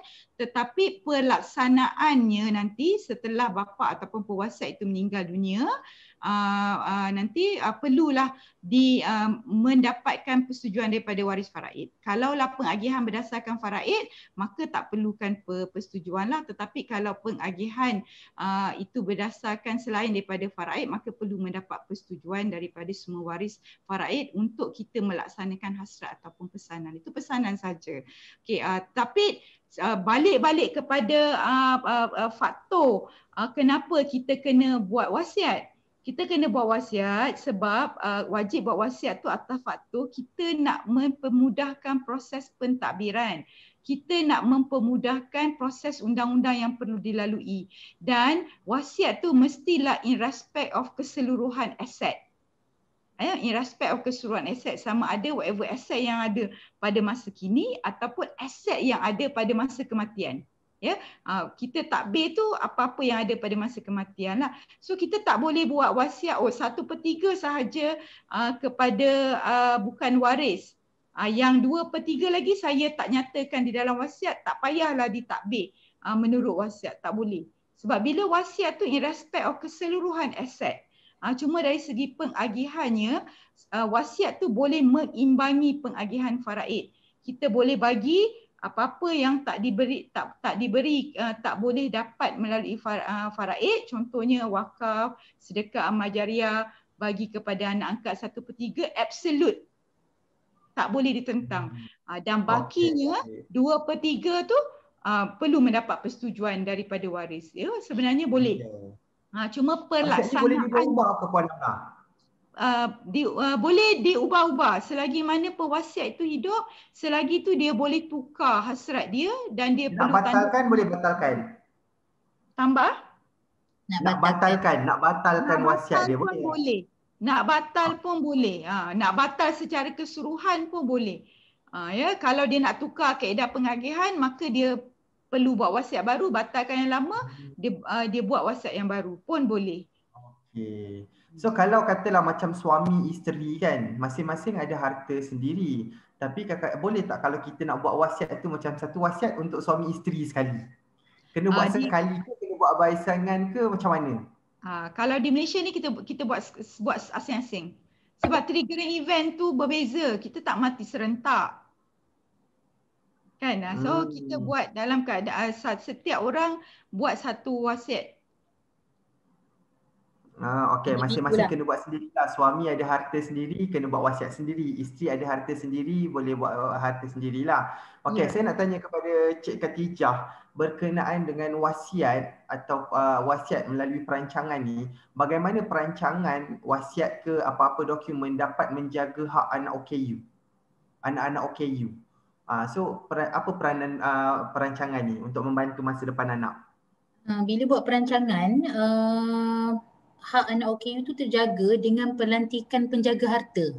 Contoh macam suami boleh melantik isteri sebagai penjaga harta kan. Dekat situ pelantikan dalam wasiat tu dah absolut, dah tak boleh ditentang, di mana isteri tu tadi boleh jadi penjaga harta kepada anak OKU ni tadi untuk memegang harta bagi pihak OKU tu tadi. Jadi dengan perancangan tu hak tu terpelihara dengan pelantikan penjaga harta. Ataupun kalau ada Puan Amna boleh tambah? Asalihin juga boleh dilantik sebagai penjaga harta juga. Asalihin pun kalau dia lantik isteri, maknanya isteri tu subjek tu hidup dan mati kan. So what happen kalau isteri tu meninggal? So kita boleh cadangkan ataupun kita galakkan mana-mana pasangan yang ada OKU ni dia melantik asalihin sebagai penjaga penjaga harta, sama ada penjaga harta utama ataupun penjaga harta gantian. Itu lebih selamat lah, sebab kita tak tahu anak ni hayatnya mungkin panjang kan. So adalah lebih baik dilantik lah. So jadinya dalam perancangan ni kita boleh lantik penjaga harta untuk jagakan hak anak OKU ni, dia punya bahagian lebih terjamin lah. Dan boleh, kalau boleh saya tambah, kita juga boleh bagi kepada anak OKU ni melalui instrumen macam hibah kan. So at least macam anak OKU ni dia tak boleh survive sendiri, dia tak boleh nak kerja apa semua kan, dan keperluan dia untuk sara hidup tu lebih tinggi daripada anak-anak yang normal. So kita boleh gunakan instrumen, bukan semata-mata kita nak jaga dari sudut orang yang jagakan harta, tapi kita boleh maksimumkan dia punya pembahagian hak dia tu melalui instrumen-instrumen seperti hibah, supaya dia dapat lebih mengikut keperluan dia. Okey, baik. Takaful trust pun boleh, Zarul. Di mana kalau As-Salihin dilantik kan, instrumen-instrumen ni kalau As-Salihin dilantik, sama ada hibah ataupun takaful trust ataupun wasiat, sekiranya As-Salihin dilantik sebagai penjaga ataupun pemegang amanah bagi anak tu sepanjang hayat anak tu, so manakala dia boleh memberi arahan apakah bentuk arahan yang dia nak As-Salihin laksanakan atau menjaga bagi pihak anak ni, boleh. Dia lebih structured, dia boleh instruction yang dia boleh buat dalam wasiat ataupun hibah ataupun takaful trust. Di samping dua instrumen hibah dan takaful trust tadi boleh memberi bahagian yang lebih kepada anak tersebut berbanding dengan wasiat. Okey, baik. So tu dari sudut portion lah, kita boleh bagi lebih. Yang tadi kita sebut juga dari sudut jangan pandai kita letakkan portion tapi pengurusan tak ada juga kan. So penting juga takaful trust ni tadi. Okey, saya nak tanya kepada Puan Amna, dekat sini pun ada banyak soalan daripada tadi pun. Dia tanya tentang, kita tahu bila sebut tentang perancangan harta pusaka ni, masyarakat sebenarnya ada banyak pilihan. Tadi saya ada tanya juga berkenaan kalau kita buat sendiri instead of kita pergi kepada pakar-pakar. Dan dalam sudut industri pakar-pakar ni juga ada banyak institusi. So, apa kelebihan As-Salihin tu sendiri berbanding institusi yang lain? Dan mungkin Puan Amna boleh komen sikit kekuatan ataupun kelebihan ataupun peranan As-Salihin dalam industri. Dan ada kat sini yang banyak cerita tentang kos pentadbiran pusaka tu bagaimana dikira. Puan Amna mungkin boleh komen sikit bab ni. Saya ceritalah apa yang kita buat kan. As-Salihin ni kita tak buat benda lain. As-Salihin ni kita buat estate planning, kita buat estate administration. So kita very fokus ya. Kalau you nak compare dengan Bank punya trustee, diorang macam-macam buat lah kan. So As-Salihin kekuatan kami tu, you tengok syariah advisor kita, barisan syariah advisor kita memang orang yang reputable, orang yang ada integriti, orang yang beramanah dan orang yang pakar dalam bidangnya. Kita ada pakar-pakar di dalam bidang syariah ya. Kita ada Datuk Mufti Tamyiz Datuk Tamyiz, kita ada Profesor Zudi yang academician, memang pengkaji dalam bidang undang-undang dalam hukum syara. Kita ada Profesor Siti Masyita. Kita juga ada Datuk Naim yang Arif Datuk Datuk Naim bin Datuk Dr. Naim bin Haji Mokhtar ya, merupakan ketua pengarah Jabatan Kehakiman Syariah dan juga ketua Hakim Syar'i Malaysia. Dan juga kita ada pakar undang-undang tanah ya, Profesor Datuk Saleh Buang ya, dan juga of course bekas almarhum Tun Datuk Dr. Saleh Abbas, di mana dia dah meletakkan maknanya produk yang sangat kuat ya, foundation yang kuat in term of produk yang ada di yang on board lah. Itu satu yang memastikan bahawa segala produk kita syariah compliance, segala produk kita mengikut bukan sekadar syariah compliance tetapi menepati undang-undang sivil. Ya, dan juga kita ada lembaga pengarah yang yang mahir di dalam bidang keuangan, Cik Abdul Aziz Peru Muhammad kan, Tuan Haji Abdul Aziz, kita punya CEO. Kita ada yang pakar dalam bidang undang-undang, ya Tengku Dr. Sofia Jiwa, dan kita ada a few lagi yang memang mahir di dalam bidangnya. Lepas tu Asalihin punya structure, punya organisasi, kita punya chart organisasi kita tu memang macam bank. Kita ada compliance committee, kami ada legacy committee, kami ada audit committee, di mana ketiga-tiga komiti ni sebenarnya dia akan report directly to kita punya board of director. Dia bukan report kepada CEO. Dan kalau you tengok kita ada audit committee, which audit committee ni kita engage external auditor untuk membuat internal audit secara keseluruhan, ya, bukan audit account saja tetapi audit management, ya, dengan amlah, faktanya, pentadbiran pusaka, pentadbiran amanah, pentadbiran wasiat dan keseluruhan pentadbiran Asalihin, ya, supaya kita mengikut SOP yang sepatutnya. Itu kekuatan Asalihin, dan kita dah in the market 16 tahun dan kita dah mentadbir harta pusaka lebih 400 harta pusaka. Ya, yang ini kita buat, Asalihin yang menjadi pentadbir, bukan wasinya adalah wasi individu tetapi wasinya adalah wasi Asalihin.